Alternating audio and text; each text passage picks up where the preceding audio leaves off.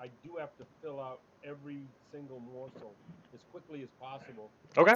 so the appointment doesn't expire. I hear you, Yeah. man. Real All life good. happens. Yep. We are live, by the way.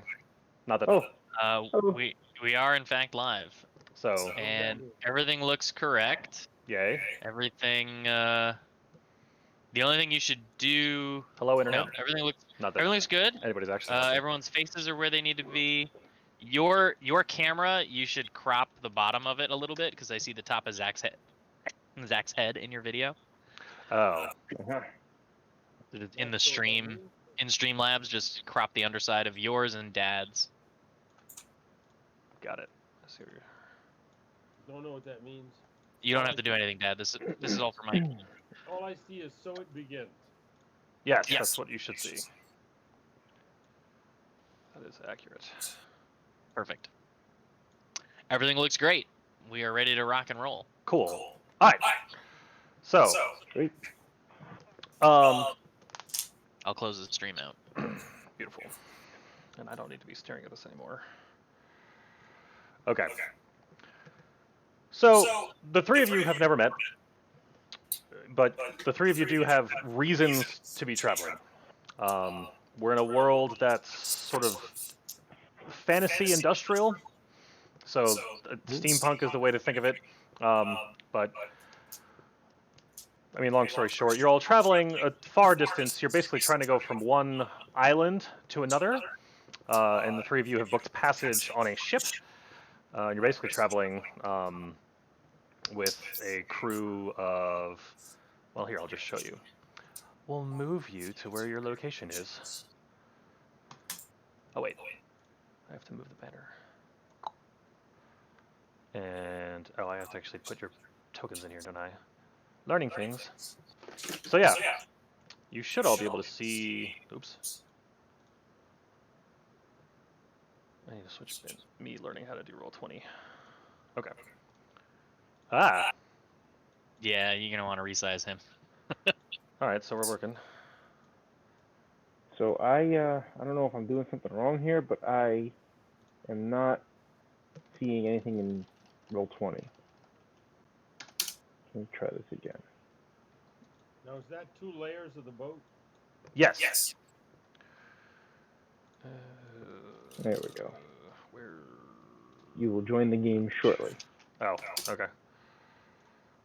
All right, so you should all be able to control your own peoples. You're gonna have to sign the things again. The AC, HP, all that stuff. Oh, yep. I didn't realize I could have done this. Uh-huh. That's okay. Da-da-da. Third deck below the stairs at the bow. Yeah, so there's no map for the third deck, but there is a third deck below. So yeah, you are all in an airship that is flying pretty high above the clouds at this point. Although the weather's clear, it's a nice open day. It's about midday at this point. And the crew consists of a captain by the name of Malcolm, who is currently driving at the back of the ship. He is a Loxodon, which is basically an elephant person. Like, he has like a trunk and tusks, but otherwise like gray skin with like arms, legs. He's an elephant person. And the rest of the crew is basically Warforged, which you think is like mechanical golems. And you've come across 4 of them, and basically all riding on the ship.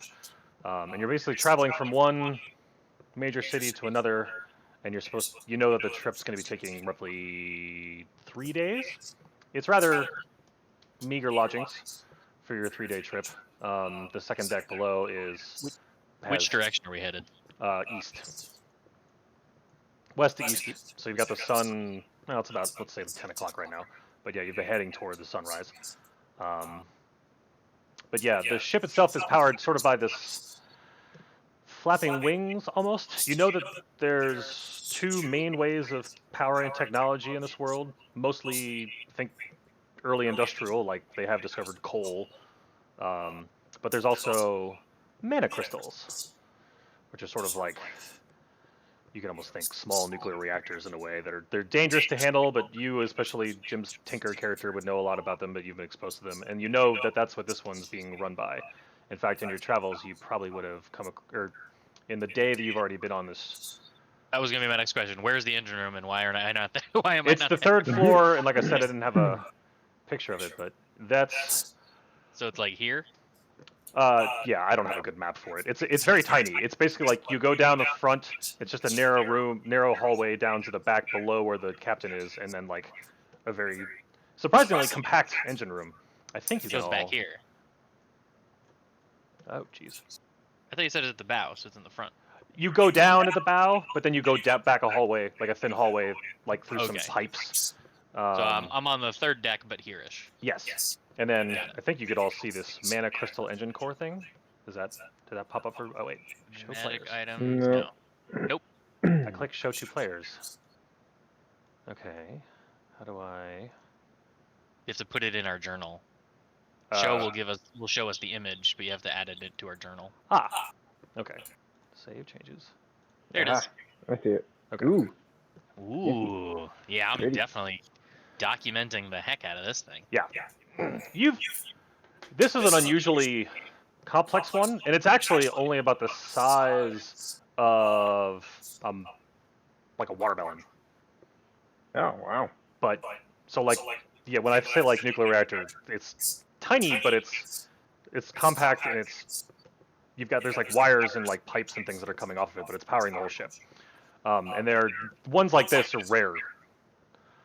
What they also, yeah. So the captain's actually very, very proud of this ship that you're traveling on. So yeah, you've been traveling together for about a day now. You had never met each other before this day in the air. So we've already done introductions. We know of each other's names. That's about it. Yeah. Okay. Let's just go through and introduce each other out of character so that our characters have that information. Whatever. So we'll go one by one and just say whatever you would have disclosed to the other two players during the day we've been together.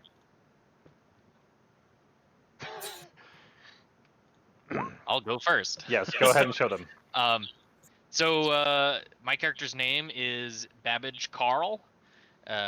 He is a gnome of average gnome stature. So he's like 3'6".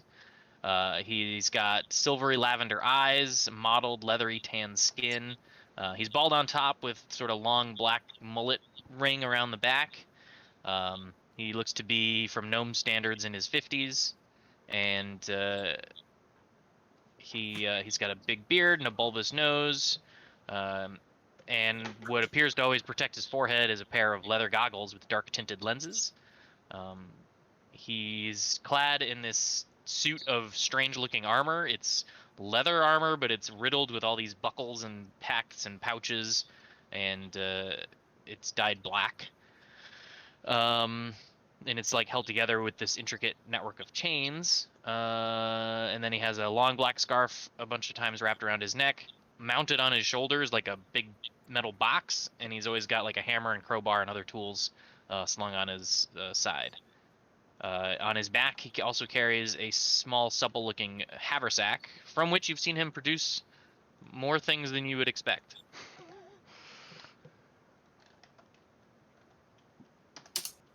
And that's what you know about Babbage. Zach,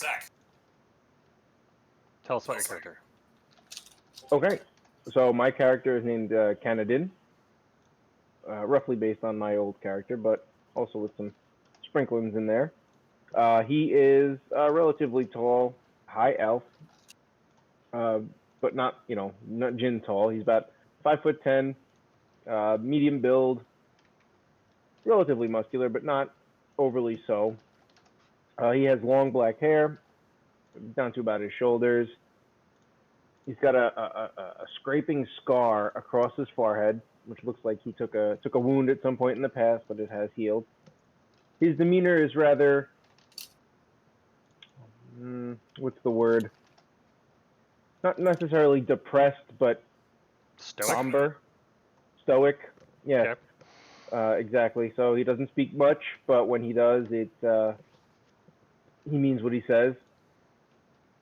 You know that he was at one point an officer in an army, and you know this because of the blue uniform that he is wearing, which is in good repair. However, the patches uh, of his insignia and of his unit have been torn off, or I shouldn't say torn, have been removed.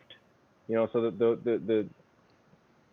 the uniform is whole and clean and complete, but you could see a discolored patch where there was unit insignia at some point. He's always carrying his trusty spear, whether he has it strapped to his back, whether he has it in his arm, or held at rest, where it's behind his shoulder and standing in proper form. But he always has it with him. It's a long spear, approximately. So if he's 5'10", this spear's got to be about 7 feet long. Thin point at the head there, well balanced. Steel point keeps it well oiled and sharp. And that's really all you know about him at this point. Should I talk about the backstory? Is that what I'm doing? So just tell us what in a day's traveling we would have gathered from conversations with you, and that can be as little or as much as you would have shared with us.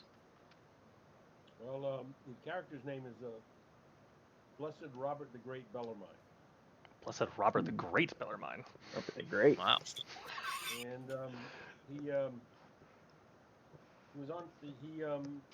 All you really know about him is that he does have some pretty heavy armor on. So at one time he had to be involved in some sort of an army, but he hasn't revealed too much of that yet.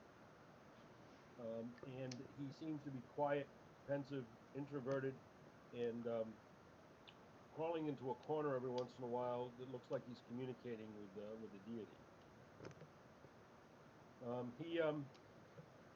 He heard about the quest to thwart some of the foes and demons from many lands, so he came out of sedentary retirement in order to offer his services, because now he's way past all the other things he did that brought him to this point. But from the armor and from the look and so forth, he's obviously done some pretty heavy-duty things. But now at 68, he's overweight, and with all of his injuries, he no longer is as fast as he used to be. But his warhammer is devastating. It's formidable. His blessings are powerful. And he is very good at manipulating demons. All right. Just trying to imagine how everyone else would respond to that. Like, he deals with demons. Oh my. Nice. Okay.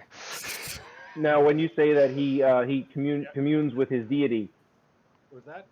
when you say that he communes with his deity, is it more of like he's praying, or does he kind of look like he's off in the corner talking to the air? No, he's off in the corner, but he's usually praying, and that's his communication.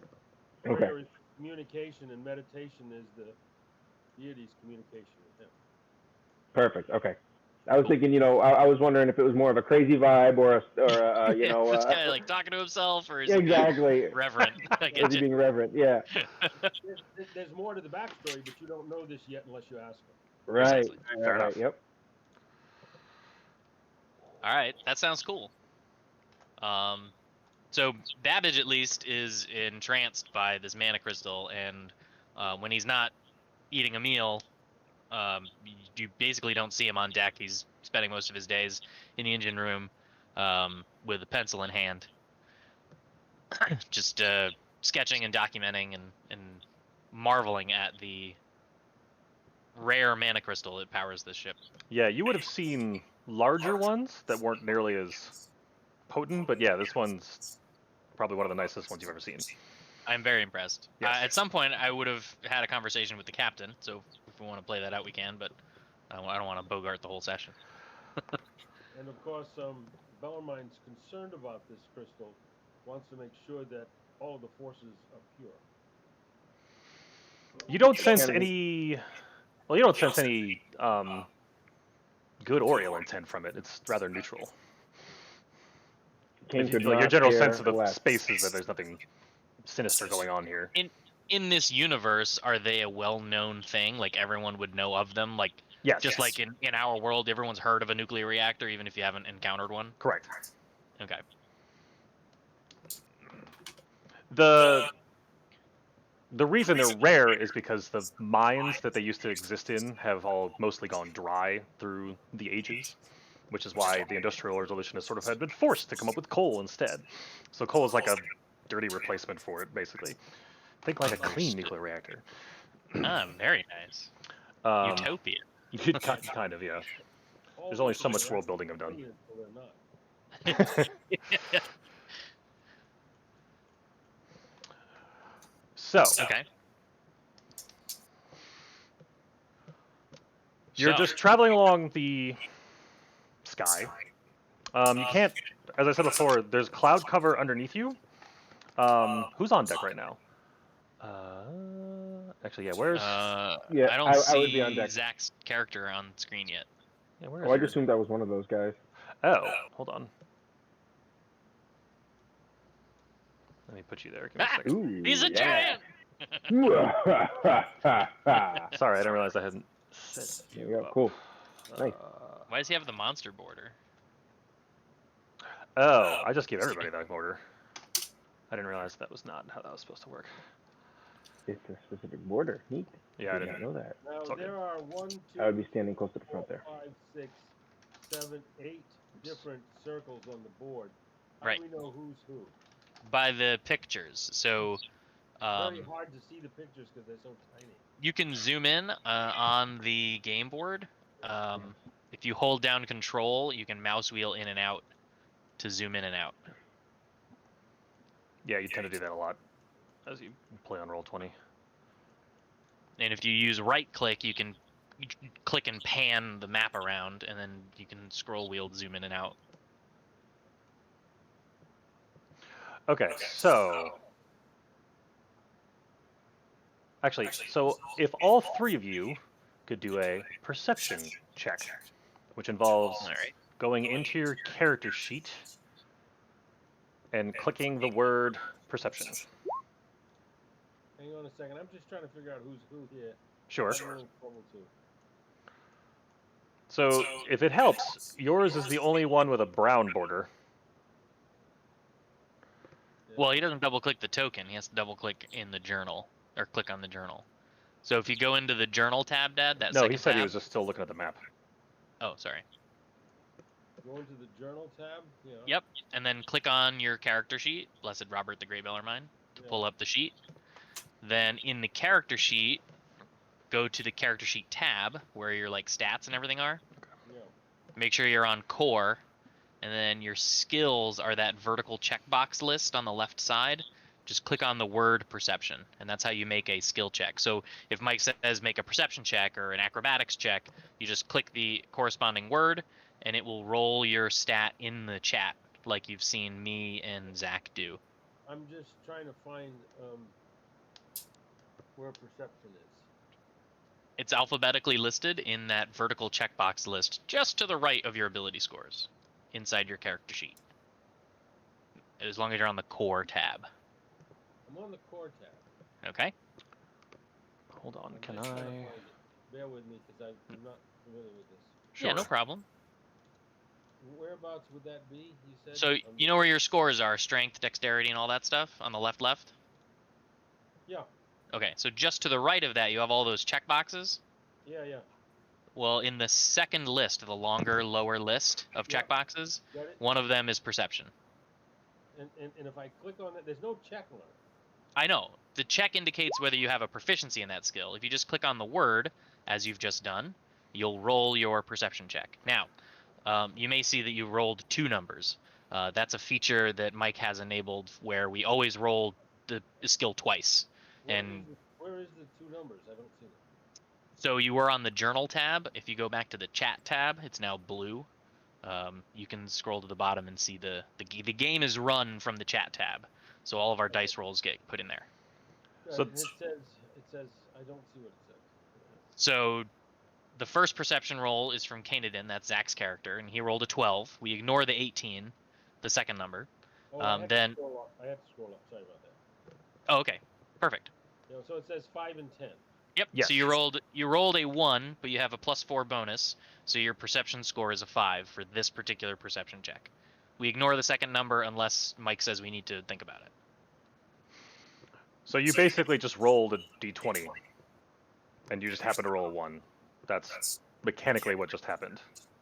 Right, so that's a pretty low perception score. Yes, you were very deep in your thoughts about whatever it is you were just praying about.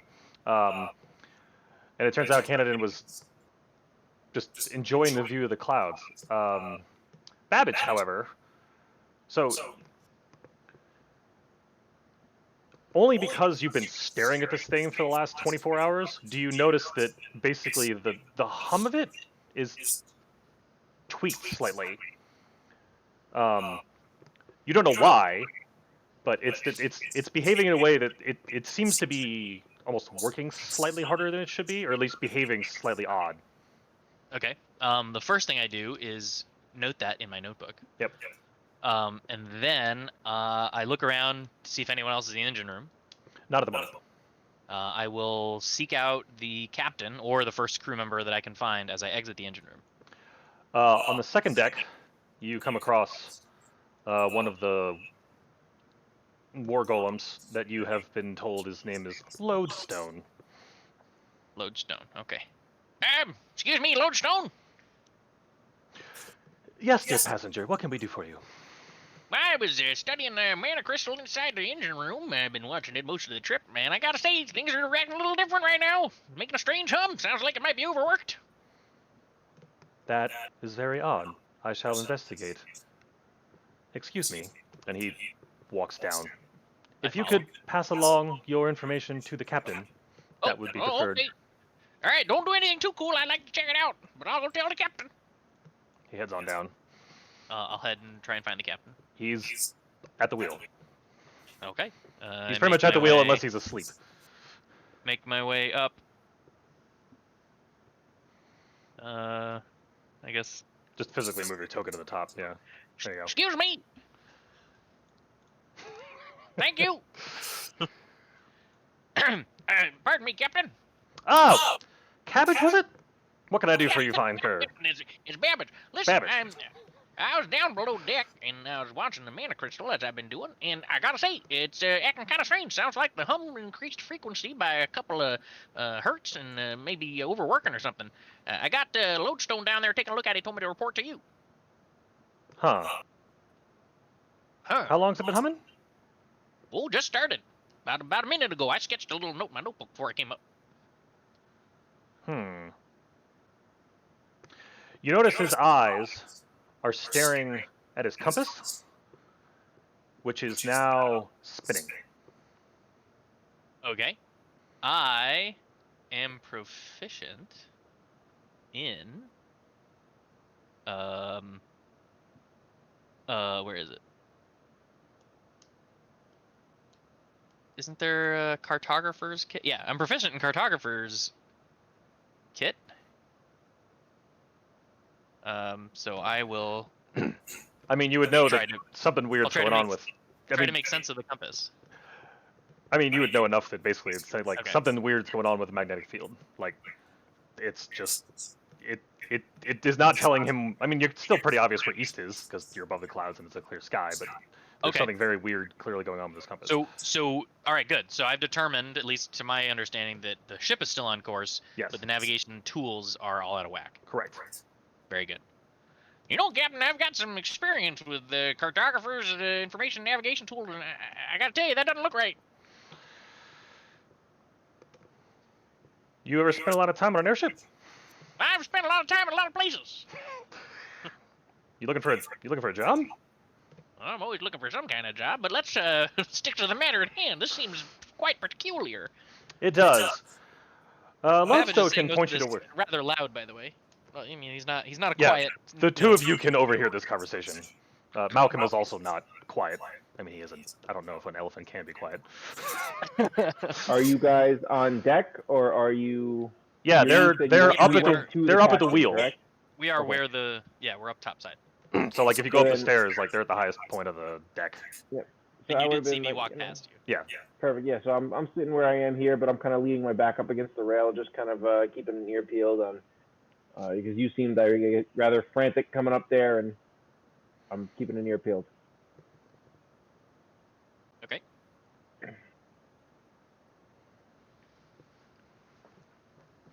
So what do you suppose is going on here? I've never seen The good old captain's still Tranquility act like this.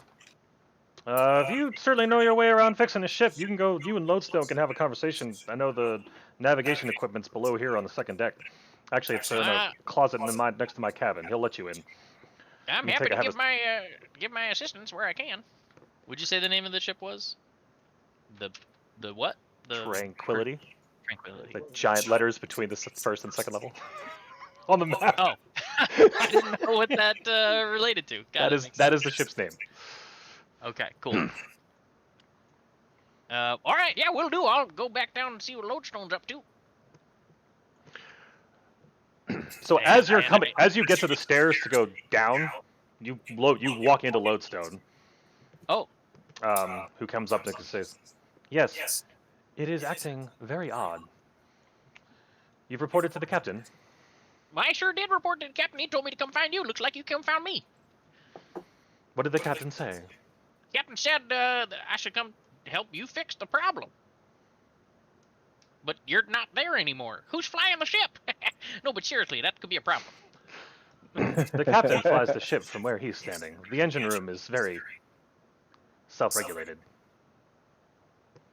Okay, but it's currently deregulated, so let's re-regulate it with our combined re-regulatory tools.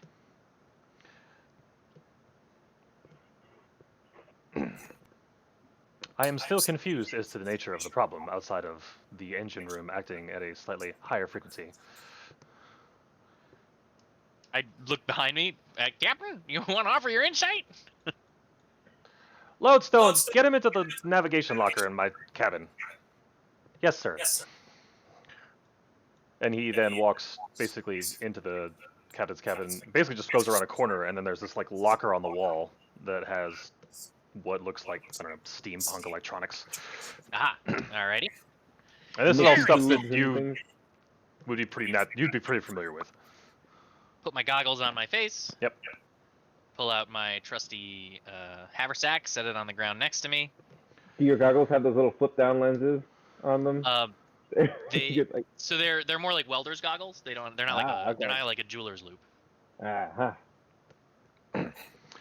So if you could make a, I don't know, cartographer's kit check. Cartographers or navigation, because they're two different things. Oh, navigation. We'll say navigation. For this gig. Oh, there we go, 14. Okay. So you and Lodestone sort of points one or two things out, and then you kind of just, he stops talking because he realizes you know exactly what you're doing. All right. And from what you can gather, there's nothing wrong. Like, there's nothing internally inside the ship that's causing what you've seen so far to be a problem. The navigation system itself is working just fine. So, what is my current understanding of magnets as a character? Beyond, like, magnetic north and compass. Like, have I encountered them often? Are they rare, like, magical lodestones? Or are rare earth magnets just a thing in everyday life? You've come across a couple in your travels, although they're not nearly as, like, commonplace. So you would know what they are and how they work. I would know what they are, and I would know that if you put a magnet next to a compass, it'll act all wonky. Yes. All right. All right. So I'm gonna exit the captain's navigation closet, and I'm gonna head up to the stairs and report to the captain. This is very puzzling indeed. I don't see anything wrong with the navigation system itself. Everything seems to be working nominally, but the behavior of that compass seems to be as if it's being interfered by some sort of magnetic field, like somebody's holding a magnet to it. But obviously that's not happening. So something crazy in the air, I would think. Can I offer any input? You can do whatever you want.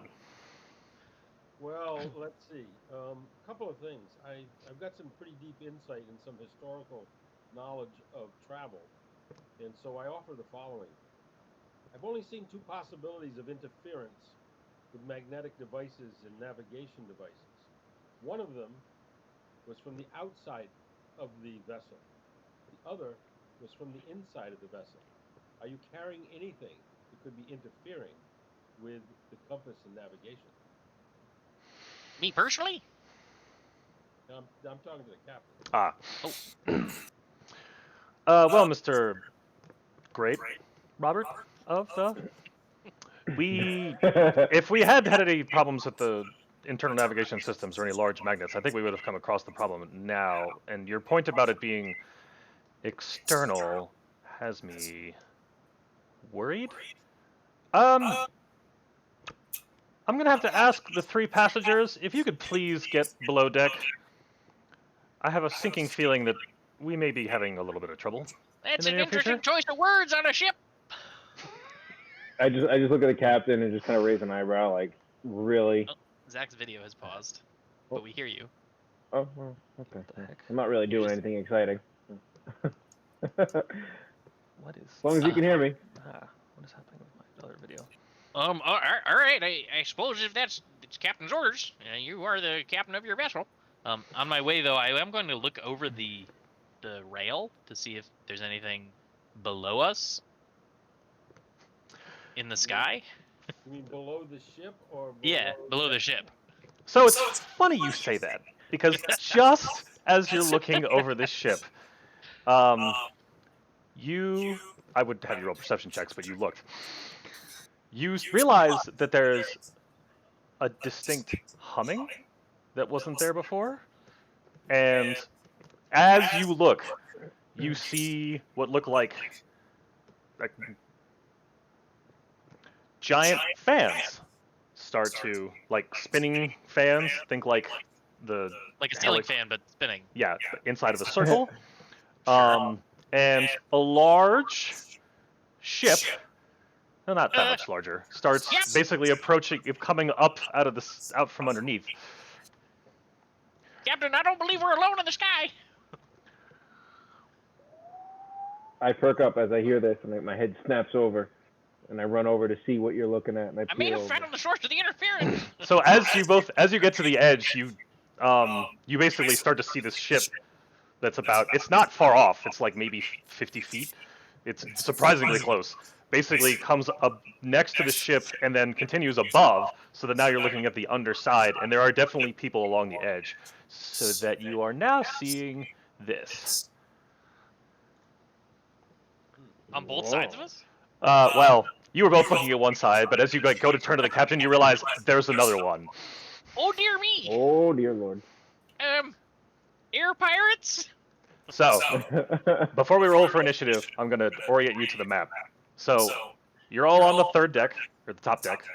Next to you is the below deck map in case you go down there. If you go all the way to the right on the map, I wanted to give a perspective from the front of the ship as to where the other airships are. So they're I see it. they're not level with you, they're above you. Yeah, they're slightly higher and roughly, 25, 30 feet away? 30 feet away. Since Yeah. everybody knows distances in Dungeons & Dragons. So, Everybody's got laser rangefinders in their eyes. yes. So, Well, that's This a heck is- of our first encounter. this is the perspective you find yourself in. This is and there's both smoke boats. Yes. Yeah, they are. You're right. Yes, they are. As you,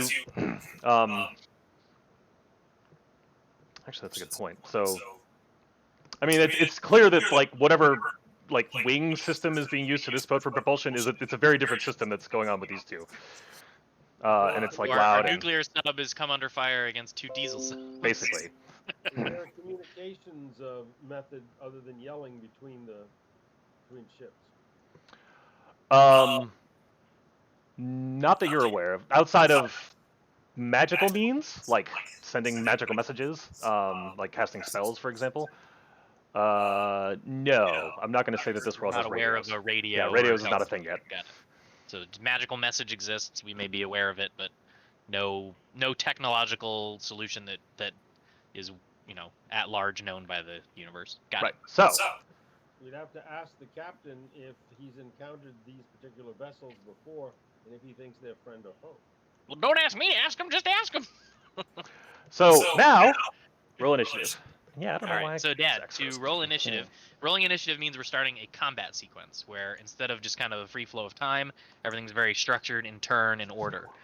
In order to Ooh. roll initiative, you go back to your character sheet, and in the top center, just below your name and details, there's a box that says initiative. Click on the word initiative, and you will roll it. And make sure, like I forgot to do, that before you roll initiative, you select your character's token. I think I just rolled it. You did. Oh, look at that. Mike got it right. I did what you said to do. Yep, you did fine. That's what you said to do.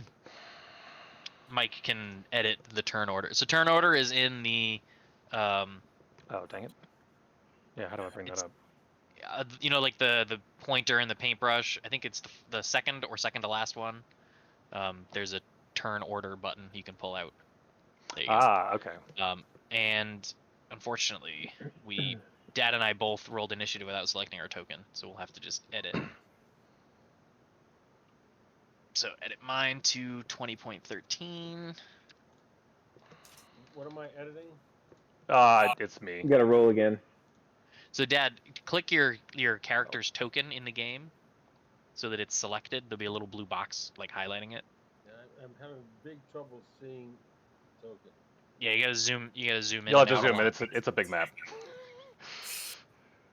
So zoom in on that middle boat. Click your guy, then go into your character sheet and click initiative.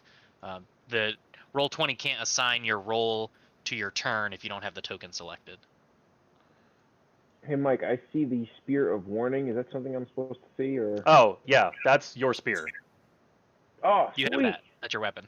Yes. Oh, all right. So, His video's still stuck. He's still just this pensive, like. yeah, I don't know what's going on with that. And I've also got... That's the face he's making. At least I wasn't making something goofy face. Hang on, let me try to turn it off. Did you figure it out, Dad? No, Okay. I can't So see. zoom. I'm You back? know how to zoom Yeah, still, you're back. yeah? If I hit the token, it says 0 feet. Oh, Okay.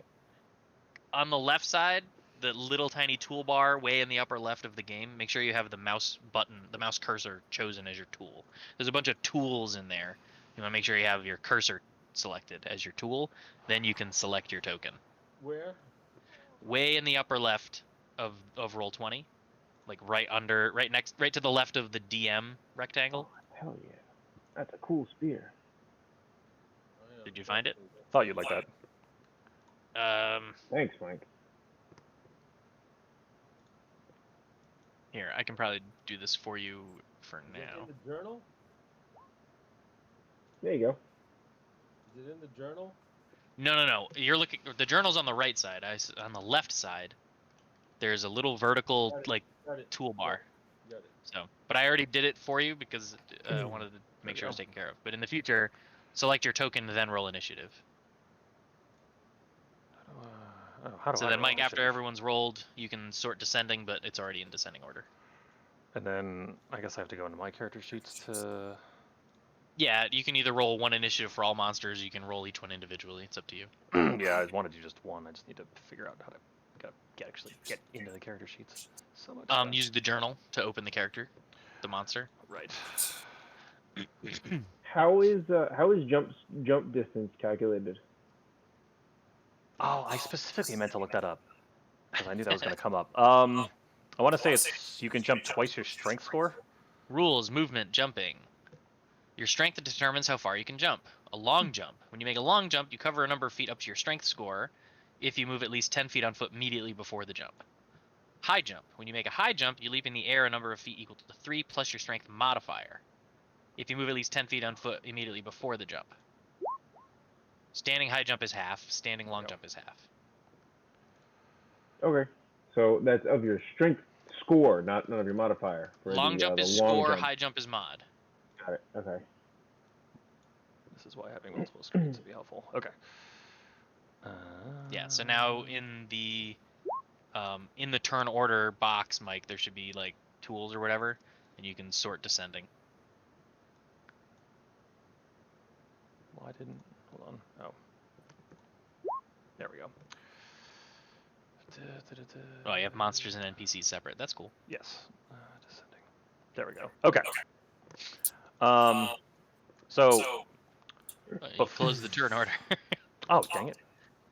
I have to keep that open. Yeah. And it's wherever I put it. Okay. And then, so as we're, I will say that this happens before you all actually get your Turing candidate in. I will, wait. Draw.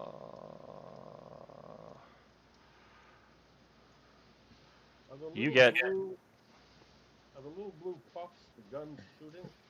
not at the moment, no. But there are 4 harpoons that were launched and basically hit into the deck of the ship, and they're tied with ropes. I see them. So you have, so again, their airships are 20 feet up, and they've got lines that are now, they've got 4 lines that are now physically attached to Tranquility. Well, they got zip lines. Got Yes. it. Now you're up. So, candidate, you're up. All right, so they are 20 feet up and 30 feet away. Is that Correct. correct? Is that correct? Okay. And if you want to, I mean, if you want to measure the direct distance, you can go all the way over, and it's like diagonally, it's like 35, 40 feet. Let's see, wait. Let's see. Let's go here. From the edge, I'm catching. Can you see my measurement? It's purple. No. Yes. I'm from the edge to edge. That's Sure, 30 we'll call feet. that 30 feet. I mean, it's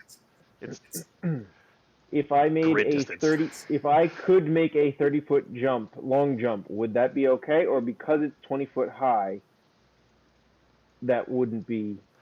I'm gonna say you could try, because you can always try. Could be a real short adventure. But I will say that the fact that it is 20 feet up will make a difference. Make a difference. Okay. Yes. All right. It's one thing to jump straight across. It's another thing to get a vertical. To get vertical, to get 20 foot vertical. Yeah. Yes. All right. So I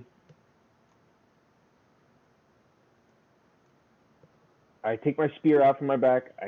First of all, these guys look definitely aggressive. Like they're coming over it to us. They're boarding this ship, correct? Yes, You they wanna make definitely sure- look aggressive. That's what I figured. You can see Okay. from a distance that the guy who's manning the wheels of their ship looks very, very piratey. Hey, Okay. pirates! Oh goodness! Guy pirates. At this point, I take out my spear. I spin it around. I slap it up to my back, and I take a running jump and then jump as far as I can, but grab onto the rope as I'm trying to board their ship. So Okay. basically, I run. They try to run out, like grab the rope as far out as I can. Okay. All right. What do you have on your person besides your spear and like a bag, or just clothes? That's it. Okay. I have 10 darts. Darts. Okay. No, that's I helpful. have right. nothing. Yeah. Okay. Which rope are you jumping out to? Which one am I closest to? So I guess this one. Bottom left. Bottom left, probably. Yeah. Yep. Okay. So make an athletics check. Hang on, I gotta find my. I actually added a second screen here, so I am Wise. working off it. I realized why I need 3. Oof. Okay. What we got? Just out So, of curiosity. yes. What does acrobatics affect? What is that So good for? athletics is a strength thing. Oh, we forgot Acrobatics this, is a yeah. dexterity thing. So like what would the? you know, that's a fair point. Would this be? Yeah, It would be a combination, so I think it would be dealer's choice, because like you need the Which- strength to hold which your one are you weight, better and at? need Yeah. acrobatics to leap. I'm far better at acrobatics. All right, do an acrobatics check as well. We'll have both of these determine what happens. Okay, Far better. so Yeah, you considerably. get only halfway, but you like I figured that. wrap around and like have basically your arms and your legs up, but you only got about halfway up the rope. That's fine. That's all I expected to get. So we'll put you here, suspended. And then, can I use more movement to shimmy up the rope? No, I'm gonna say that took all your movement for this. That's fair. Okay. And like just like you got halfway, but it took everything to just hold up, like swinging around while you're like holding. So Sure. you're there. Yeah, this is exactly how I want to play that character. So that's Okay. perfect. Babbage.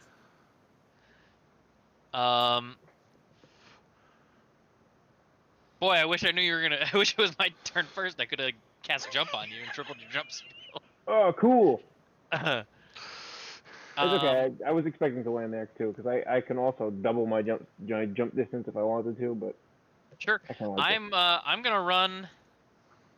I'm gonna. Let me see what this distance is. Oh, it's just outside of my distance. Well, no, it's actually Short leg. Yep, that's okay. I'm gonna walk across the ship to here, and I'm going to use my dagger to try and cut the rope. Okay. Make an attack roll at advantage. Wait, are you cutting the rope that I'm on? No, he's the one opposite I you. was like, hey. That's a 12. We'll say a 12 hits. You do. Oh, it's 1d4 plus 4. No. 1d4 plus 1. Okay. You are halfway through the rope. Okay. It's pretty. then- It's dense rope. Yeah, no, I get that. This is an action. I want to see if I have any bonus actions that I can do. Sure. Stand by. New character and all.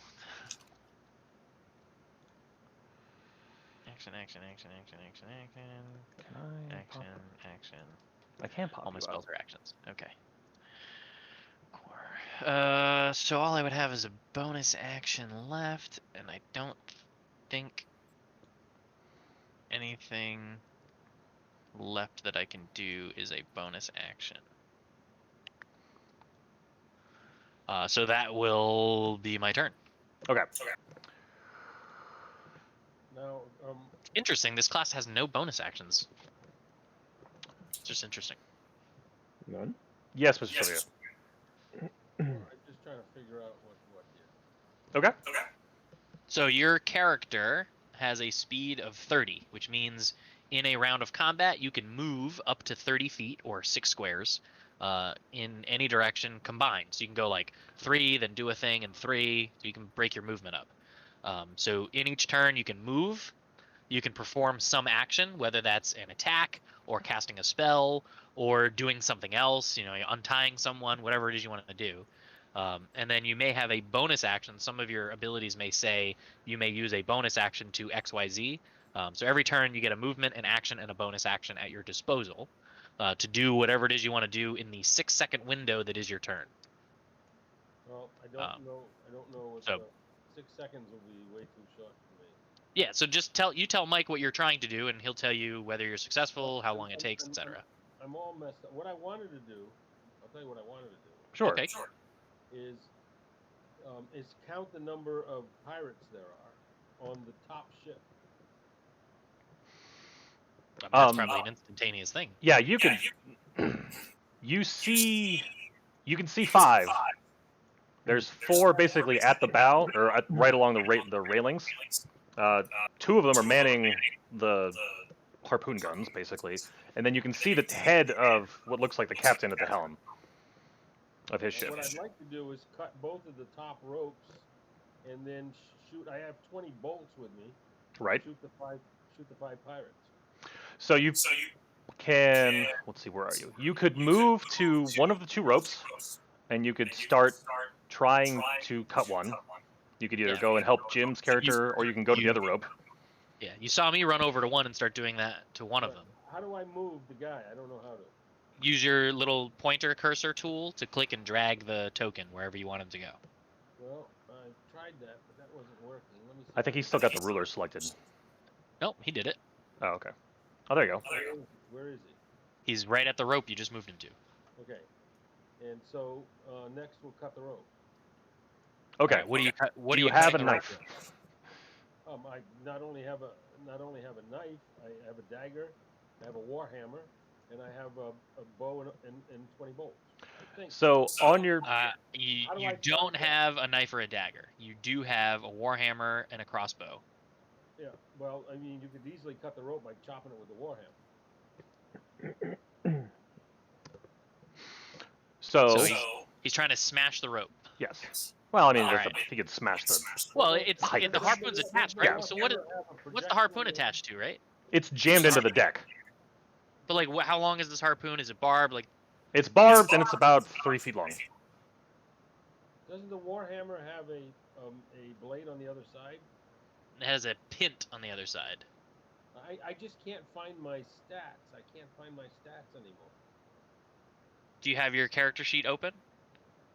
I thought I did, but I can't find it. You can always go to the journal and click on it to reopen it if you've closed it. When I click on the journal, nothing happens. It may be on the screen. You may have double-clicked to minimize it. It would be like kind of grayed out, and you just see a little rectangle that says "Blessed Robert the Great" kind of grayed out. Do you see that anywhere? I unfortunately don't. Let me. I don't know. Let me try to move. No. Let me try to move a window. I don't know what I've done wrong. I've done something wrong. I can see language proficiency, perception. Okay, that's your character sheet. Perfect. So it's the rolls we did. that's down the right side. Yeah, in the main body of the game. Yeah. Your character sheet is either closed or somewhere in that window. Because remember, when you double click it, you can kind of minimize it out of your way, and then you have to double click the little card to pull it back up. Yeah, I unfortunately don't see it anywhere. All right. So instead of the chat window, if you go to the journal and you click on your character's name, does it reopen your character sheet? If I go to the journal and I reopen the character's name, oh, I see. There it is.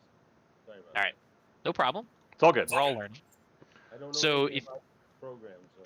yeah, that's fine. So on your core page, in the center at the bottom is the list of everything you're holding. The holy symbol, the warhammer, the chainmail, all those things are the things that you have. But I had seen earlier that there was 20 bolts, 20 crossbow Yep. bolts. Yep. And there's one light crossbow, chainmail, warhammer, holy symbol, shield, priest pack, alms box, a box of incense, censer, vestments, blanket, candle, tinderbox rations, blah, blah, blah, blah. Yes. So none of those things are a dagger or a knife, but as you mentioned, you can certainly smash the harpoon with your warhammer as an attempt to break it from the ship, if that's what you're trying to do. All right, let's do that. Okay. It's not your turn yet. I've got to do everybody else first. You're at the bottom of the turn order. Do you see the little turn order box on the bottom left, Dad? Bottom left. Is where I put it, where you put it? Box, but Yeah. it's green. Only the top one is green. Right, because it's their turn, It's and Malcolm's, that's the picture of the captain on our ship. I'm So sorry, I thought somebody asked me what I was going to do. I was just wanted to make sure you understood, let you think it through when it is your turn. I've still got it. There's still going to be some other actions that happen before then. Okay. So technically, he's still over here. Yeah, that's okay. You hear Captain Malcolm basically just bark some orders to his people. So you basically see the one more machine next to you kind of just looks like he grabs basically a iron bar that's basically sitting on the side of the railing. All three of them do. And seeing as the three of you are ripping up the ropes, this one here in the bottom right goes to pull his out.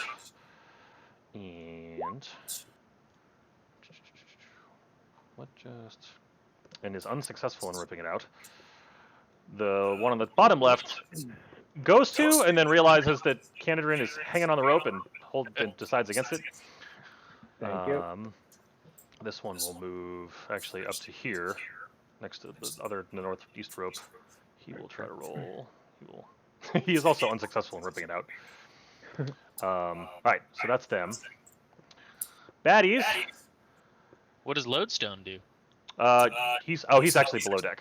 I meant to move him. Oh, okay. He is over here, and you don't know what he's doing. No problem. Okay. These two baddies. So now it's the bad guy's turn. Now it's the bad guy's turn. So these two baddies, realizing that you all are trying to cut their ropes. Actually, let's see. This one's going to zwee, and oh, you know what we're Zip gonna line do? down. But you cut the rope halfway, so Ooh. Roll to see if it snaps. it does not. It was a secret roll. But he basically lands here. Although, like, you could see the tension of it. It almost did.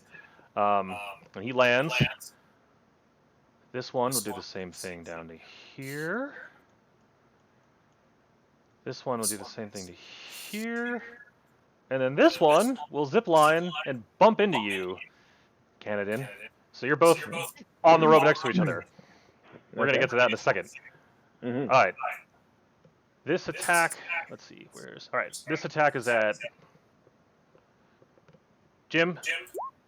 That's a miss. This attack... I don't even know what my armor class is. It's not high. Is it 11? It's higher than 11. Oh, I do need to make a change, though. Oh, no, Okay. I'm wearing the chain shirt. So that...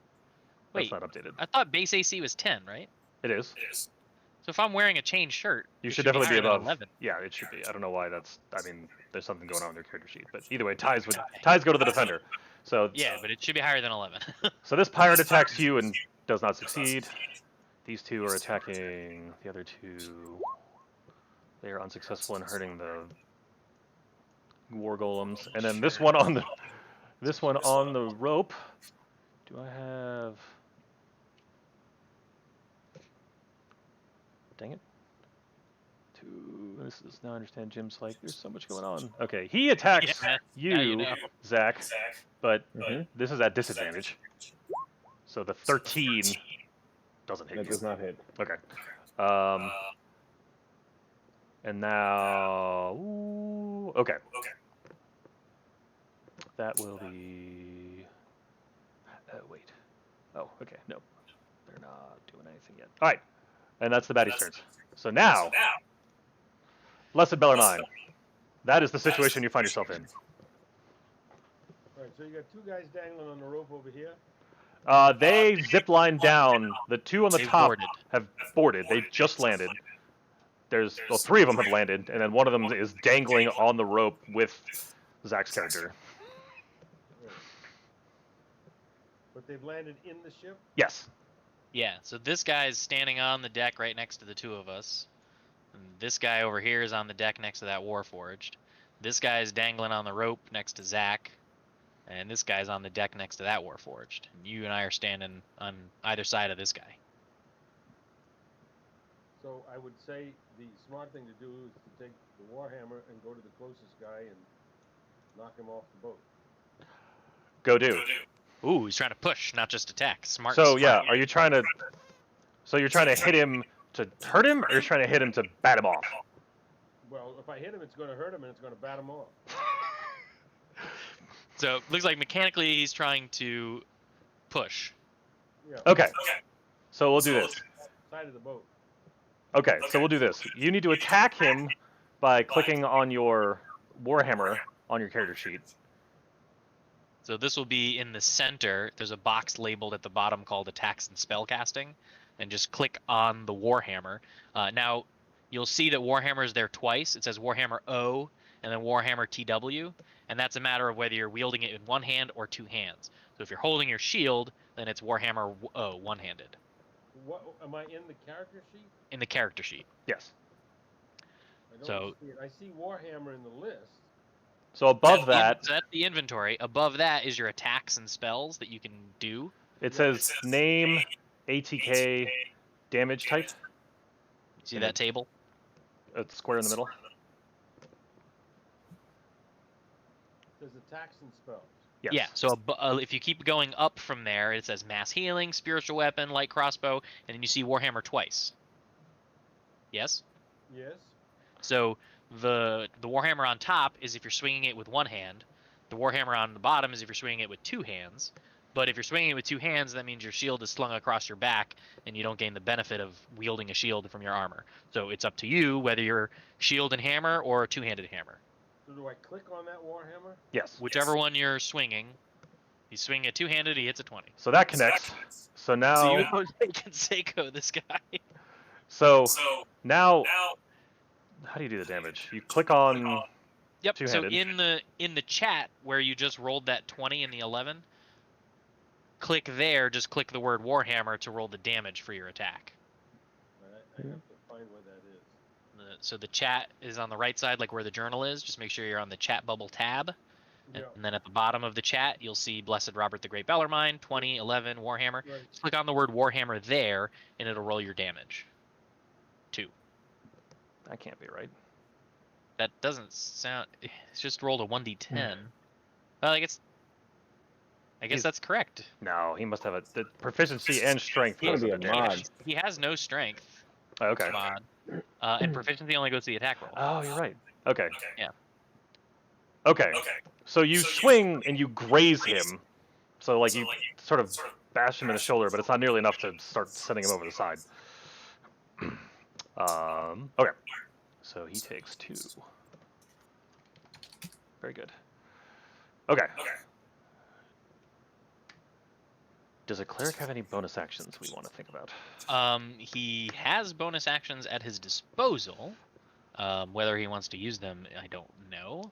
Where are they? Let me see. From the- So, They'd be in channel the, divinities are actions, I think. yeah, they'd be in the features and traits bottom right of your character sheet. Inspiring leader takes 10 minutes. Retainers doesn't help here. Ritual casting doesn't help here. If we He look at doesn't- this, Do clerics get extra So- attack at 5th level? I don't know. I don't think so. I think not because they're casters, but I'm gonna double check that. Um, It would say extra Guy- attack on a sheet. guidance is an action. Light is an action. Spare How the about dying is an spiritual action. weapon, no? I believe it's an action to cast it, but then a bonus action to use it after. Yeah. Sanctuary is a bonus. Yeah, he doesn't get extra attack. Okay. Healing word's a bonus. Nobody's been hit really Nobody's really hurt. yet. Spiritual weapon casting time is a bonus, so he could cast it. So you can cast a spell that could- gives you a floating second weapon that helps you fight. So should I hit it? If you want to cast spiritual weapon, just click on the word spiritual weapon in your spells tab. Did that work? It did. So you have cast spiritual weapon. You've created a floating spectral weapon next to you. And when you cast it, you can make a melee spell attack against a creature within 5 feet of the weapon. So if you want, and it sounds like yes, you can use your spiritual weapon to also hit this guy. Alright, so why don't we do that? So All right. you've basically already done that by clicking spiritual weapon, because the 16 that you see in the 1612 you see in the chat tab is the attack roll, and you've hit him. So you can click on spiritual weapon to see how much damage you've done. Just like you did with Warhammer, just click the word spiritual weapon in the chat What to roll the how- damage. what's the highest level I can use? 3rd. 3? Yes.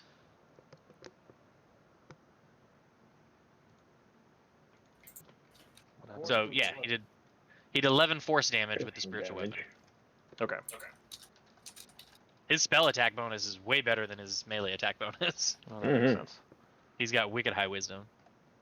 Very good. Okay, so all right, so since you've connected with your spiritual weapon and your warhammer at the same time, I would like you to roll a. What are we gonna do with this one? We'll make it a athletics check. I'm gonna do it against this. So guy. again, in your character sheet, where all your skills are, like we did with perception earlier, you're just gonna click on athletics in your skills list. Because you're trying to bat him off, right? So I gotta go back to core? Yep. On your core tab, Yeah. down the left side, all the little check marks, you're clicking on athletics, which is the 4th one in the skills box. And There's ideals, flaws. That's no, on the left right, side. left side. That's- That same list where perception was before. There's strength, dexterity. Slightly more to the right, and then the Yep. second of those check mark boxes down. The 4th The fourth row in the second box of check marks is athletics. Click on the word athletics. Just did. Don't believe you. It didn't come up in the tab. There's no check marks in that box. It's okay. You can there's still click the word to roll Just, yeah, athletics. click the word itself. I did. And it says athletics Sky Bandit. Yeah, that's That's Mike's what I roll. clicked. Okay. When you click it, it should put your own in there. No, it didn't. Well, I think you're Oh, something happened now. I clicked it after yours failed. I don't know why yours didn't roll. But Okay. I rolled it for you.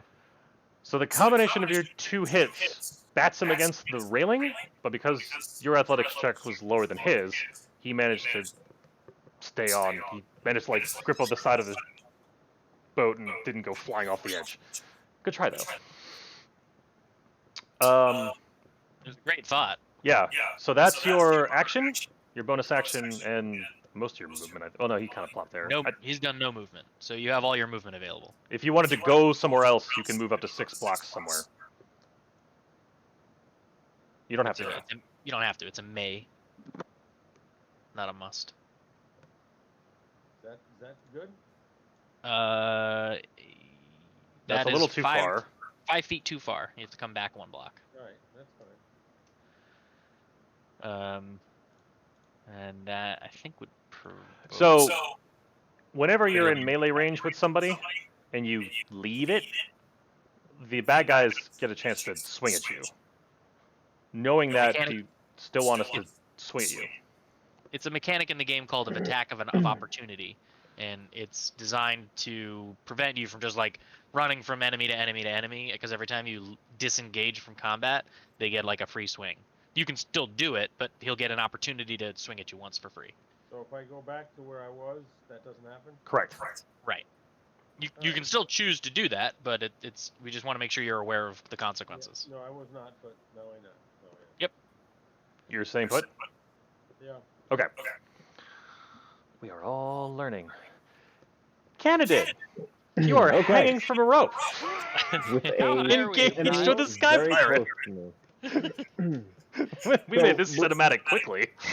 From Assassin's Creed level. Oh yeah. Okay, so before we go any further, I do realize a mistake that I made in fabricating this character, and I want to know what your guys' opinion is on how to correct that. So I was just reading through my skills, Okay. and unarmored defense, one of the skills that's tantamount or Monk, paramount to monk, I can't use because I have a spear. Now, the spear, because it's not a monk weapon. Yeah, there's certain monk class weapons that don't let you do that. Because the spear has a 2-handed ability, I can't use it as a monk weapon. So, that was how I built the character, was around unarmed defense. Don't worry about it. So, treat it like a monk weapon. Monk weapons. What do you? As far as I know, spears are considered monk weapons. And even if they're not, for your flavor, they are. Okay. All right. Perfect. I'm very rarely going to use it 2-handed anyway, so. That's fine. Okay. Thank you. I appreciate that. Yeah. So. Okay. So in dangling from this rope now, yes. I have my legs on it now. I have one arm on it, and I whip out my spear, and then just with one arm, a single-handed attack. Okay. You have 2 attacks at disadvantage because you're dangling. Yep. That's fine. I'll just. You can't really be all martial arty if you're hanging from a rope. Exactly. I'm only got He's one hanging arm. from his legs. I can't get my unarmed defense because I can't swing with my other hand. So just I get 2 attacks because of it. I am a 5th level monk. I can attack twice. And you can use a key point to attack 3 times if you want. True. Flurry of blows, I believe. Yes. A flurry of blows. That's correct. Yes. So you're attacking twice? You know what? I can't risk it. I'm gonna attack 3 times. I'm gonna use that key point. Okay. So So as I burn my key point, my skin begins to glow blue. Just kind of like a flavor thing. Just okay. A little flare of power runs through me as I burn my key point, and I attack him 3 times. Swing, swing, swing. With the spear. Just stab. What kind of monk are you again? Pin cushion. I am a one-handed technique, something like that. What is it? Open say hand? again? Open Open hand. hand. That's what it is. Yep. Open hand. Yeah, the best monk. Yeah. There's... Okay. So 1. I'm sure that misses. Oh, wait a minute. Oof. That's roll. Hang on. That's rolling at strength. I should be rolling at dex. Either way, a 1's a 1. I don't, One's it's a not going to one, make that One much is yeah. a difference. miss no matter what, but the 9 might be higher. Alright. You So edit let the me- weapon in your character sheet, you should be able to change what its modifier is. I did, yes, and this last swing should be correct. There you go. Let me just double check that. Okay. So the 9 is a 12, and the 11 is an 11. Okay, thank you. None of those hit, Oof. I'm afraid. This is going to be a dangling bit of... yeah. You're just, it's the fact that like you try to swing and then the whole rope swings. It's just hard to pull off. Okay. My game disappeared. Do I have to hit launch game again? Uh-oh. If you close the window, then yeah, yes. you are in fact no longer in the game. So go ahead and click launch game to come back. Yeah, you'll just come right back where we are. Okay. Yep. Babbage. All I'm right. assuming you didn't want to do anything else, Candid. I really cannot do anything. Okay. Babbage is Oh, wait a minute. going. Time out. Hang on. I'm so sorry. I realized the open hand technique. Starting when you choose this tradition at 3rd level, you can manipulate your enemy's ki when you harness your own. Whenever you hit a creature with one of the attacks granted by your flurry of blows. Right. Oh, you have to successfully hit him. You gotta hit. I'd actually look that up specifically while you were attacking. I'd be like, Yeah, he needs to you know do to do have this, Yeah. but Yeah. You you have to didn't hit. connect. Okay. I did not connect. Okay. So we're both hanging there, poking at each other. Dang. Yes. My class is so cool, but so boring in combat. That's how I make my characters typically. Dodge action. I think my best thing to do right now is to seeing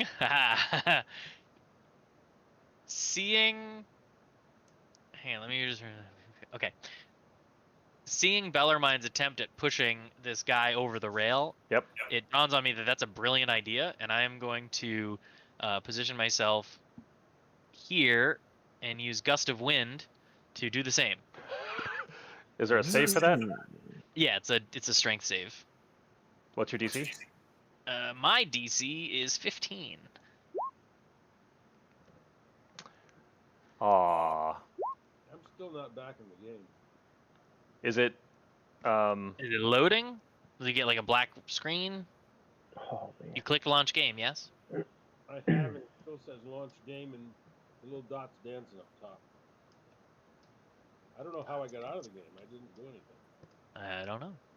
So there is a known issue. The guys at Roll20 put out a message that they are currently investigating reports of instability and performance lag in the platform. So there may be some weird stuff that happens.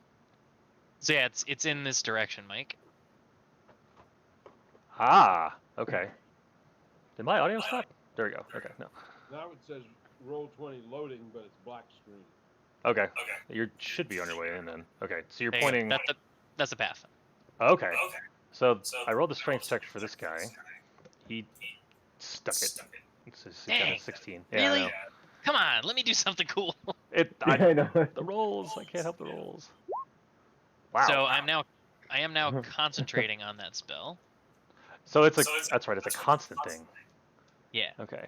So Cool. just If it starts can its you turn, draw if it the line starts and it- leave it there. yeah, I'll just draw it. Polygon line. I think it's that direction. I don't know if that's 60 feet or not. No, it's still saying loading. If it's still doing that for about another, by the time your turn comes up, we may want to close it and try relaunching it. Sometimes it's wonky. That should be about correct. Okay. Any creature in line must spend 2 feet of movement for every 1 foot it moves closer to me. Difficult terrain. Got it. Okay. Difficult terrain towards me. It disperses gas or vapor. It extinguishes candles. Causes protected flames to dance wildly with a 50% chance to extinguish. And as a bonus action, I can change its direction. Okay. So unfortunately, both of the bandits stuck the landing or didn't And move. it's from me, so I believe if I move, the line moves with me. Okay. Oh, Just- that's just a thought. weird. So Jim, I'm gonna have to figure out how to do this. So I have been reducing the hit points of that one bandit, and it's been updating the hit points of all the bandits. Huh. Did you use NPC HP or HP? HP.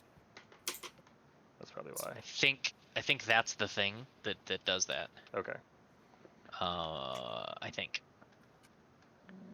because it's the same creature that you dragged out like multiple tokens. Like Right. each token represents the same entity. So you have a bunch of tokens for the same thing. There is no NPC HP. Anyway, deal with that later. There's a way to unlink them. I hope not, but it may be a pro thing, but I don't think so. That'd be. I've had that bizarre. happen to me one time, and then it only never happened again. So I don't know what causes that, but Okay. Well. Just have to... you can always just unlink it from HP and just manually enter the values in the bubble. Oh yeah, let's do that. Okay.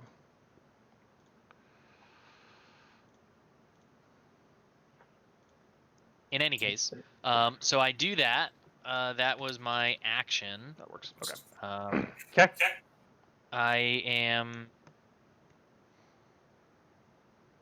I'm not gonna move at all. I like the fact that there's this big burly shield guy standing next to me because I'm so little. Right. Like I kind of cower behind his shield on his left side. That's understandable. Make sure they don't poke me with anything sharp. I say out loud. Mr. Sylvia, I don't know if you want to try closing the window and launching it again. Sometimes Roll20 is wonky. Yeah, I'm trying again. Okay. It's what Roll20.net. Yeah, that's what I thought. Yep. All right. The Warforged enter the fray. So they're both next to one each. So the one that's on you, Canadrill, is actually going to move up to the pirate that's next to Bellamere here. And we're going to have swing, swing, swing. Okay, so he misses, he misses, he connects. Hey.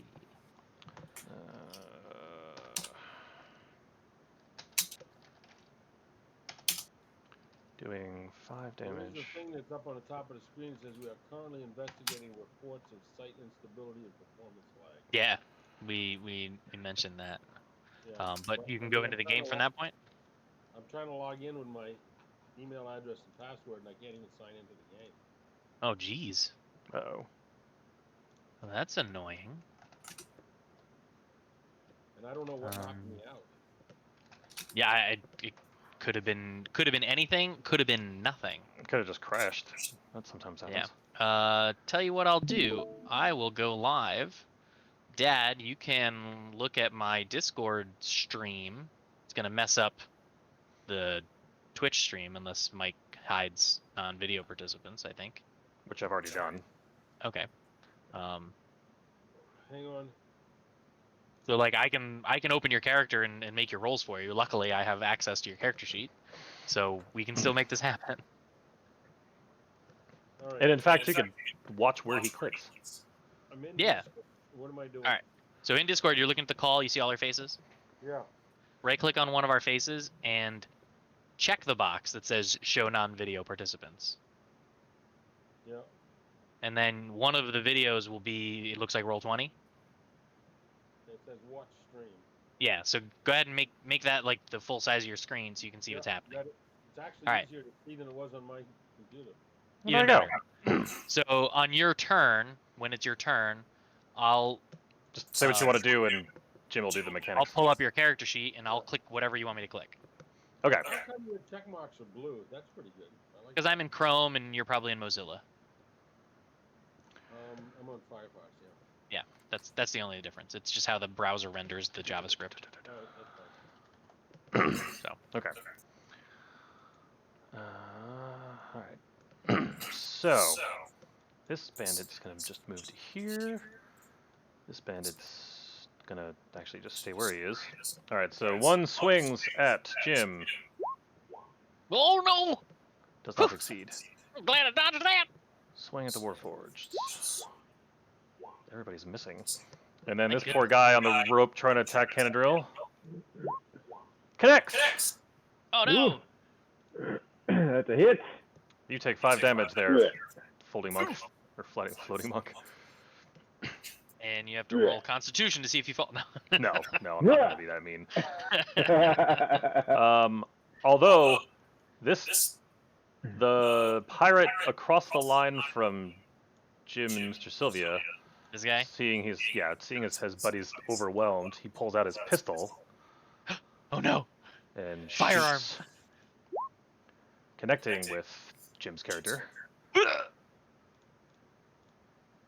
Ooh, No! I've been shot!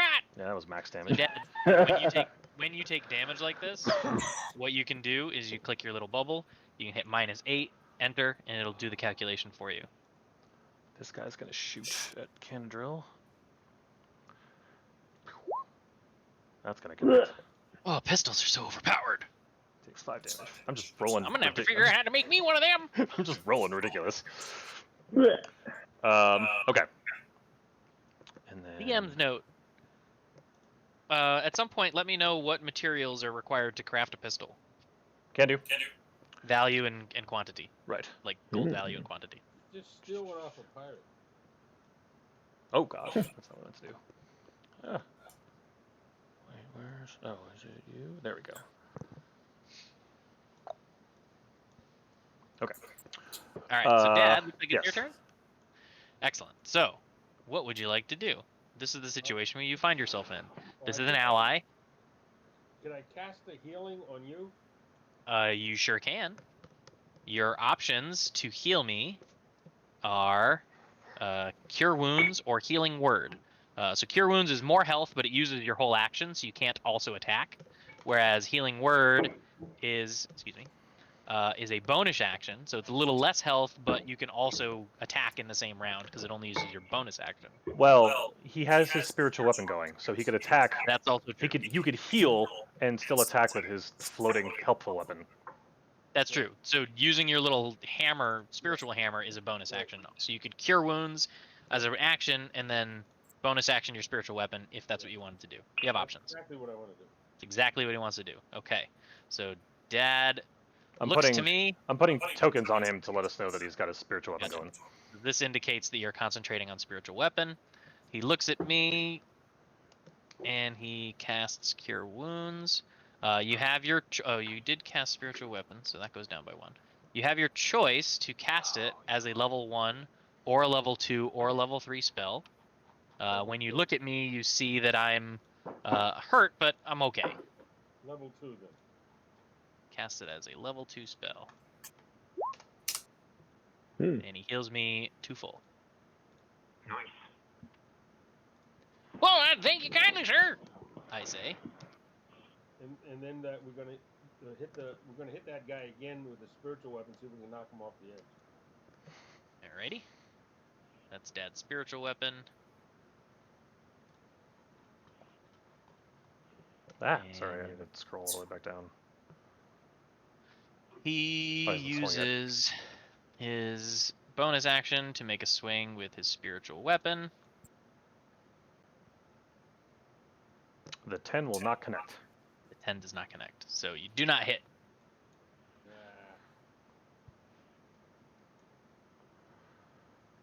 You actually rolled a 2, but your total was a 10, so that wasn't so bad. Okay. But I sure do appreciate it. Yeah, we cast that at level 2, so that goes down by 1. Canada. Okay. Now I'm mad. I do the same thing though. Okay. Burn a key. Yep.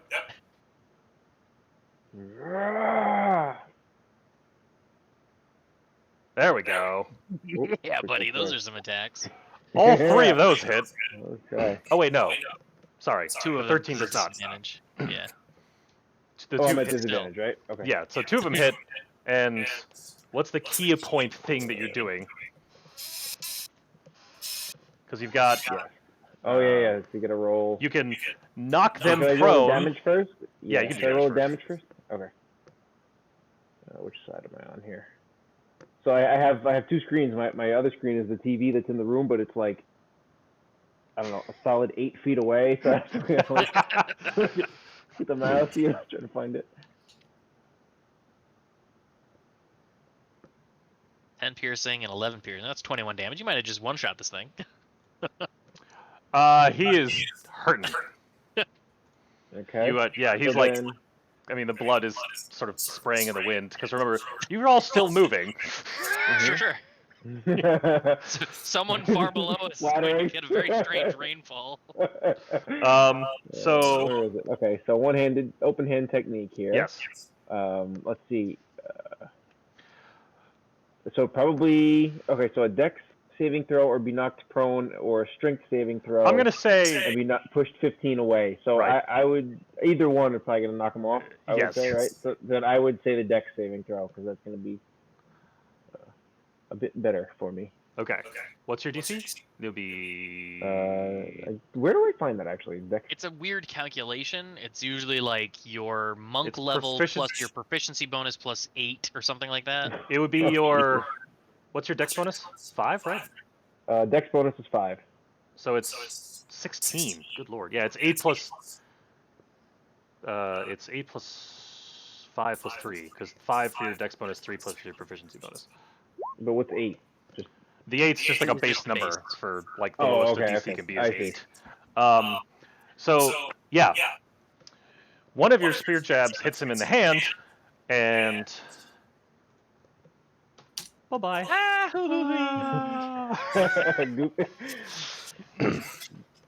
And now you are dangling on the rope with your spear in one hand, still there.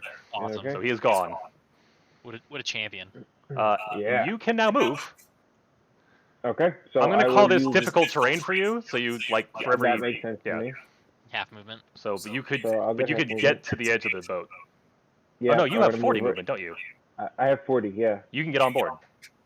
Okay, and You can I get to here. am on board. Very good. We've got a man on the inside. And now, He's now Now, surrounded by as I- pirates. as I climb over the edge, I take my spear out again, and I get in like a fighting position, like I'm ready to take this guy. Gotcha. Yep. All right. Babbage. All right.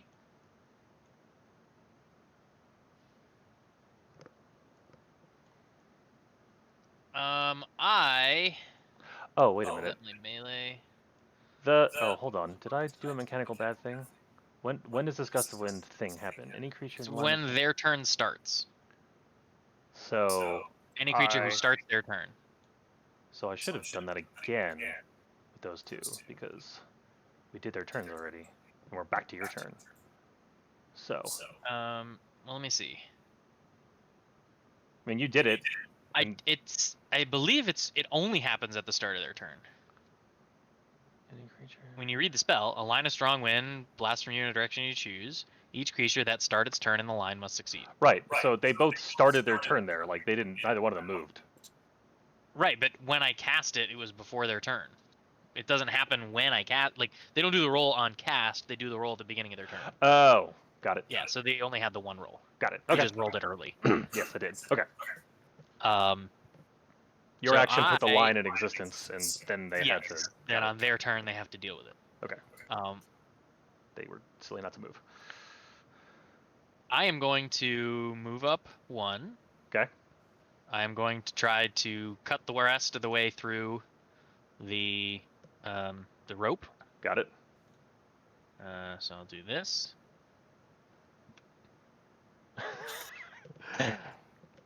Just not quite there. Oh, daggers! Yeah, I need a power dagger. But I am going to take a step back so that my air is still in the same direction. Okay. Yeah, can't help Um, with a roll of 2.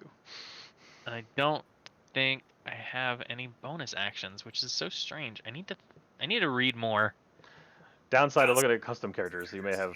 It may have something to do with your. I don't know, whatever that engine's called. Okay. Good And guys. what I need to do is prepare for combats ahead of time and There's a Mr. power up Sylvia my- back in the game. power up my crowbar. Hey, Dad's back. All right, there he is. Not really. It just has a black screen that says. It's loading. You're coming in. We see your placard, which means you're loading in. I went in through Chrome this time, but it took a long time. But And you're here. And Chrome said there was a password breached or something. I don't know anything about that. That's unfortunate. I don't know. Oh, I've never seen the spinning wheel on his screen. Letting us know he's coming in. Okay. All right. I am swing. No. Swing. No. Swing. No. Wow. Swing. There we go. Sweet 1, 2, 3. Oh wait, that was one too many. Never mind. Our Warforged are not doing well. Yeah, what the heck, guys? They're just rolling terribly. Actually, no. We'll say Malcolm, while manning the ship, whips out his pistol, spins it, and just. And this guy is he's gone. Like basically, Malcolm like spins and just like almost without even looking, just one shots, and the guy just gets bink in the head and he's down. He just revolver ocelotted him. Yes, he did. All right. Bink. Well, I'm glad I cast this wind. Get these damn pirates off my ship! Do my best, Captain. All right, baddies. This one. So now This guy has to do a be strength pushed. check. Yeah. How far does he go? I believe it's 15 feet. 5, 10. How come I can't 15. see any of you guys in Discord anymore? Because you're still watching my stream. Yeah, streaming, I bet. I can end my stream now that you're back in the game. So, it should be back to normal. No, it's not. All right, let's see. What are you looking at the moment in Discord? Screen that says you popped out of the player to another Oh. window. Well, that means you popped the player out into another window. So if you hover over Discord in your taskbar, you should see 2 windows. One of them is the call, the other one is Discord at large. One says Emery. Yeah, that should be the call. If you click on that and close it, then it should go back to just one Discord window. It's just not closing.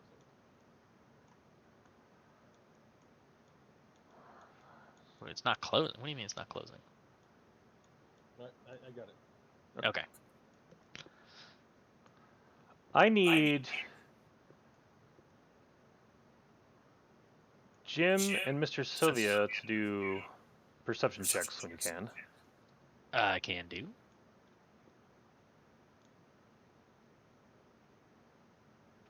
What do I see? We'll see if. Yeah. let So, him- do you remember how to do that, Dad? I'm clicking on the journal, but I can't get in there.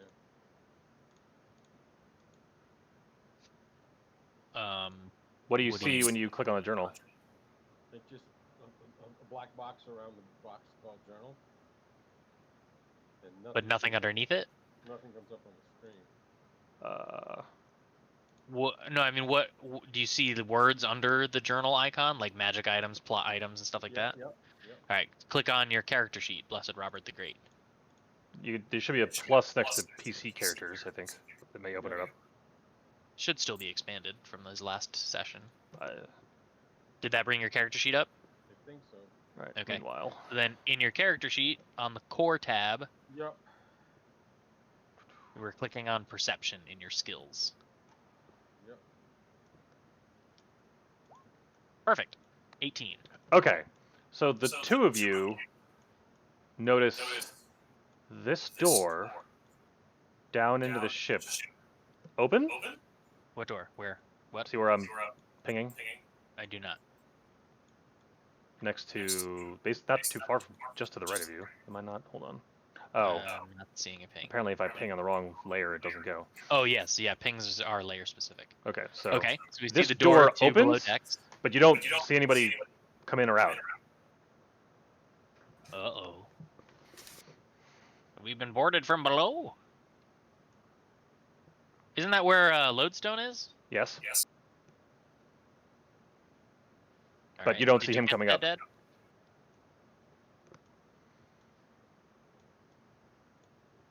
So that door that's got that circle around it that Mike keeps making, opened.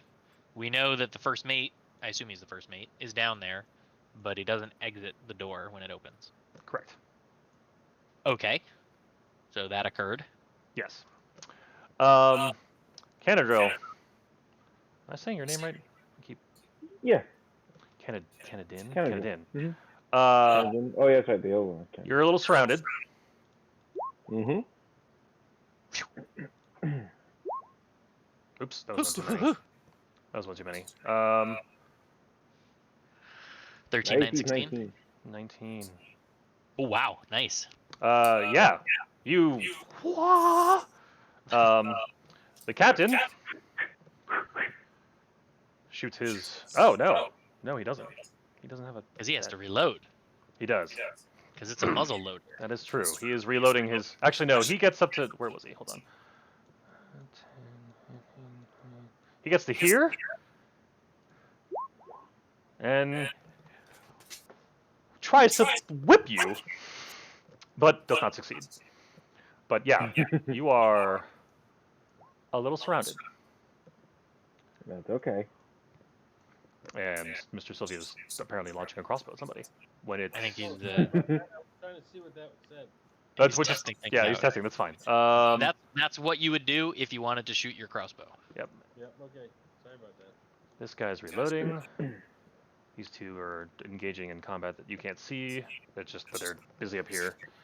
Actually, he's going to be here. Okay. That is the baddie's turn. Oh, actually, I don't know if you would see this, but okay, this guy does actually get into a chair. This gun is an artwork. It's actually there, and it is start to turn. Okay. It is starting to turn toward tranquility. Blessed Bellarmine. So what if I was to take and do a guiding bolt? Yes, What does that do? it's basically just a magical. It's almost like you're firing a magical arrow out of your hand, and it just arcs. It's basically It's almost like you're using magic to fire an arrow at somebody. You may or may not hit them, and then it does a lot of damage and has some other effects, I believe. But it's mostly just a ranged magical arrow. But what if I was to do a guiding bolt at the guy that's riding in the cannon there? So Let me check depending, the range. 120 feet. that should probably work. Yeah. I imagine that's got to be.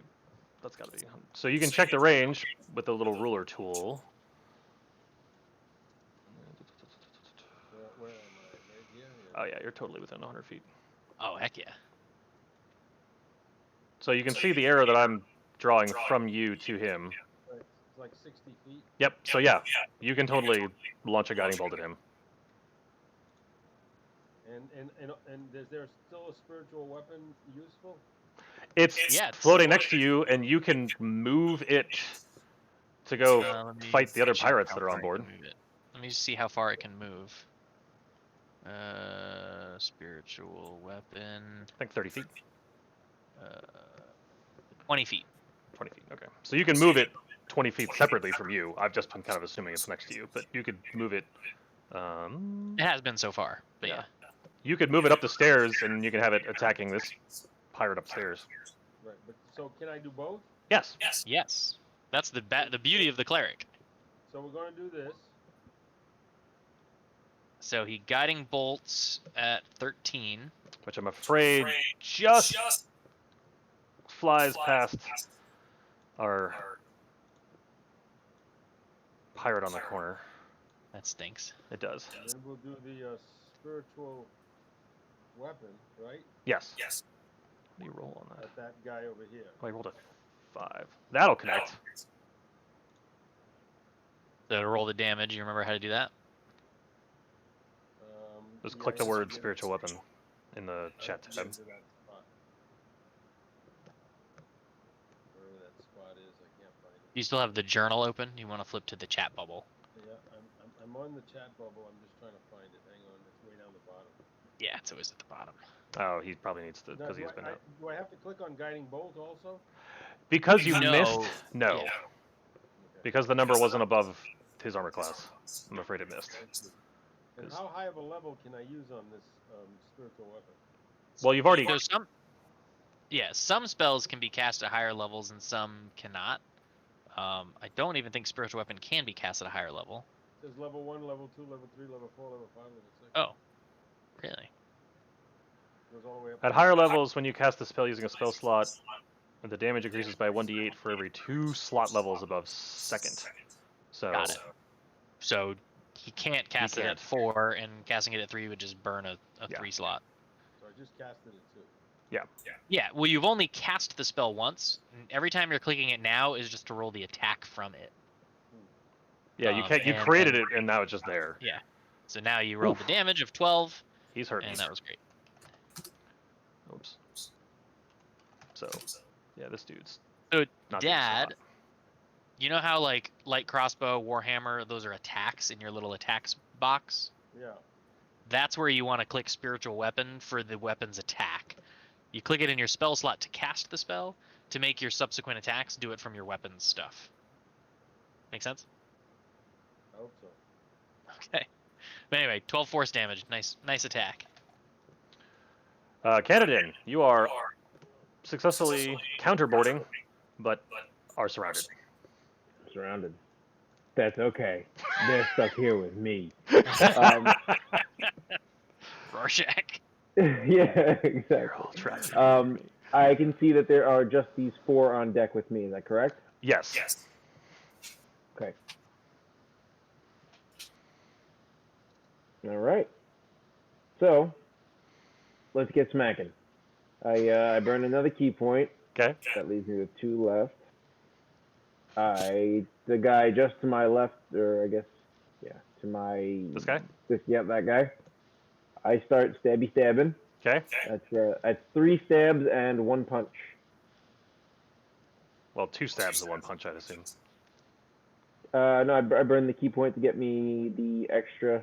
Well, so that should be. So you get flurry 2 to blows. 3. So 2 stabs and a punch.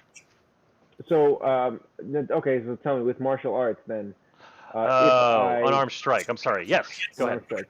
Right, correct? Okay, just I want to make sure. think that's right. Yeah. You get because you. Yeah. Yep. Unarmed gives you an extra because you're using your bonus action to do a third attack, and the key point gives you a 4th. Go ahead. Right. Yep. Okay, so 3 attacks and a punch with all of his resources. Yes. 13, 18, 15, 15. Those are all missed, don't they? No. Well, hang on. One of them needs to be a punch. Yeah, one of them should be an unarmed strike. I'm sorry. Yep, So the last I one. clicked the wrong one. Okay. I clicked the So wrong the one. 18 and the 15. I mean, either way, it's still a +8. It's the same dice roll. Mm-hmm. Oh, is it? Yep. Oh, it is. All right. So we'll just. Okay. In that case, we'll say that the 18 and the 15 hits, and we'll say that second 15 was actually your unarmed strike since it's the same roll. Okay, so but I'll roll for just damage. roll the monk for the damage. Yeah. Monk. Yep. Okay. 2 spear damage, 1 unarmed damage. Piercing. 20 piercing and 7 punch. Good. Drop. A 1 punch! That is well. It took all 3, but yeah, no, that I you just are. He do is. 100 push-ups a day. He is. He is dispatched. Good lord. He is dropped quickly. That's the joy of the monk. Yeah. I kind of crouch with the spear behind me and smile at the rest of the guys. The 2 Monks doing work over there. The 2 other pirate, the smaller ones, like you seem to step back a foot. The captain just kind of smiles. Ah. Interesting. Mm-hmm.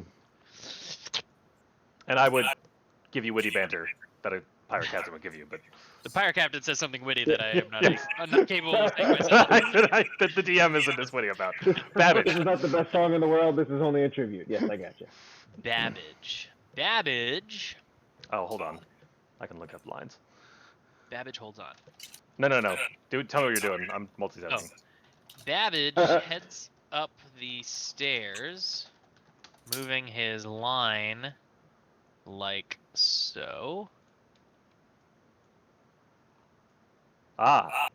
Okay. It's on him as he's rotating. I get it. This is all part of the line. I don't know why it's in 2 pieces. Terrible. How appropriate.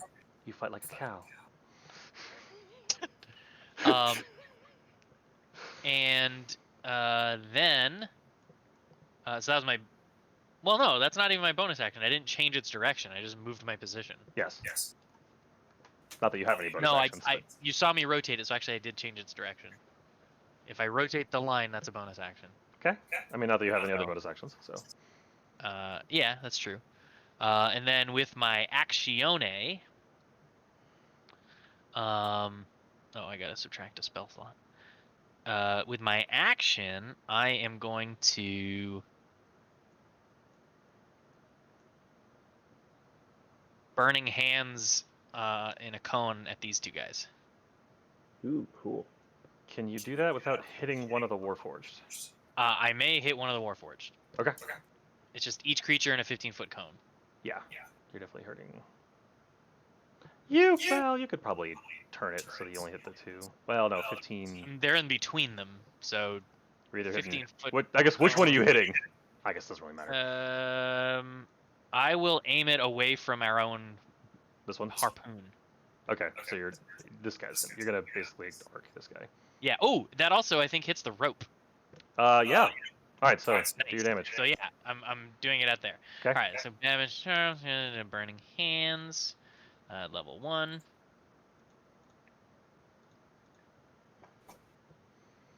Now, So if it's those a dex. If those pirates get killed, can you pick up their gun? Yeah. Yeah, in theory. Nothing wrong with that. So it's at level 1. It's 10-foot damage. Dex is half. Yeah. Dex save DC 15 is half. So 10 damage, and flammable objects in the area that aren't being carried or worn ignite. So the rope is on fire.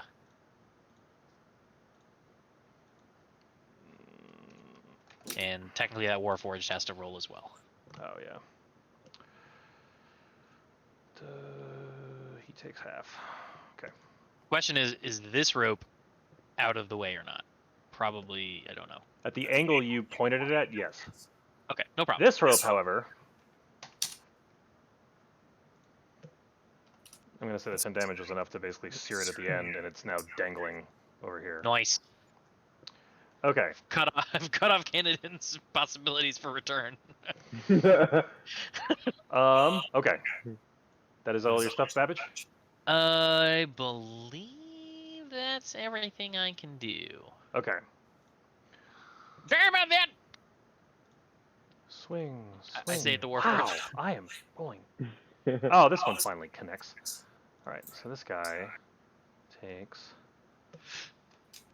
Alright, so this pirate... Ooh. Was that pirate dead? The one in front of you is, yeah. Nice! Yeah, you burned him out.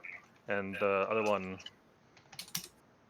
is in trouble. Because these 2 Warforged basically... Well, one of them hit him finally. This Warforged moves over here to try to undo this rope. And Which is already partially severed. is unsuccessful. Wow, these guys are far less helpful than I intended them to be. Oh, I was gonna do something else. I was just gonna... Never mind. I forgot, Alright. so I forgot. That's fine. Okay. So, at the beginning of the baddie's turn... One of them has to roll to be pushed. Oh, yes. Let's do that. We can do that first. And he's, I assume, sitting on the seat puts him up higher, so he could get pushed over the rail. Oh, if he fails, he's flying away. Yeah! Yeah! Bye-bye. Awesome. Best gust of wind in history. No. The spell never matters when you're in a field. So, as you are celebrating the fact that you watched this guy just disappear off the back end of the other airship, you feel tranquility start to sink. I knew it was an invisible person stealing the mana crystal, and I forgot to react to that. And suddenly you realize that these ropes that were attached to you are now starting to like hold up tranquility. As she starts to tilt, the tension is enough to make that rope gone, because you had already cut it in half, and so it like fires off. So now all of tranquility is starting to tilt sort of toward the top left, and you're all basically fighting on like a 5-10 degree angle. Well, 10 degrees is actually pretty significant when you're standing on it. So like a 5-degree down angle.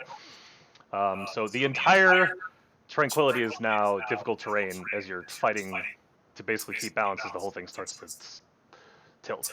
So difficult terrain, Dad, means that you move at half your speed. So your Yes. 30 speed is now only 15. And you hear Because we're on a tilted ship. and you hear Malcolm swearing up a storm like a sailor would, and like, who's doing something to my ship? So yeah, with that, I'm so mad I didn't react to the thing. actually, all right. So this, actually, you see these two are reloading this harpoon gun. They actually seem to be redoing it. Back down to Canadrill. Again, surrounded. Swing, swing. Oh, okay. So that one connects. That lagged. That third one's not there. So that's 9 damage. 9. Oof. And then the sky captain shows up and goes 1, 2. Ooh. Oh, that's my goodness. No. That was 9 damage you did? Oof. So 9, I've 20, done 34 And I'm damage. down. Okay. Yeah. So you actually see. So after the three. Actually, no, you're unconscious. You don't know what's happening, and they're all above this, and they're below the sea line, so no one knows what's happening now. You're unconscious. Bellarmine, sir. Is there a way that you can look for the force that's taking or messing with the power source? I mean, you could go downstairs and investigate. What does Bellarmine think is happening? That the device is being either messed with or stolen. Okay.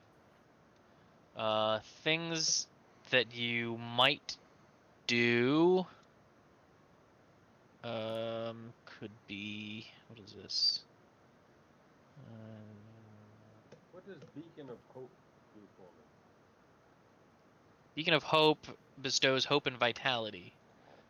Choose any number of creatures within 30 feet, and for a minute, they all have advantage on their wisdom saves and death saving throws. And regain maximum number of hit points possible from any healing. So you buff healing done to things, and you make them less likely to die. How about Bless? Similar, it's an area. You can choose 3 people, and then you give them a bonus to their attack rolls and saving throws. They get to roll an extra d4 on top of their d20s. That increases perception. You are just observant, so you are perceptive anyway. What does guidance do? Guidance. That helps you. I'd have to look this up. You touch a willing creature, which could be yourself, and that creature can roll a d4 and add that number to any ability check of its choice. What are you trying to see? I'm trying to see if there is some sort of shielded individual that's trying to mess with the power. Like through the floor? Well, no, to go down and observe. Oh, well, you could certainly just walk down there and investigate. All right. So how many steps is that? At the 5, 10, moment, you have only 3 blocks, so you could basically just get from where you are to the door that goes downstairs, because the whole place is slanted. 15 can get you into the door. Yeah, so you can start going down there.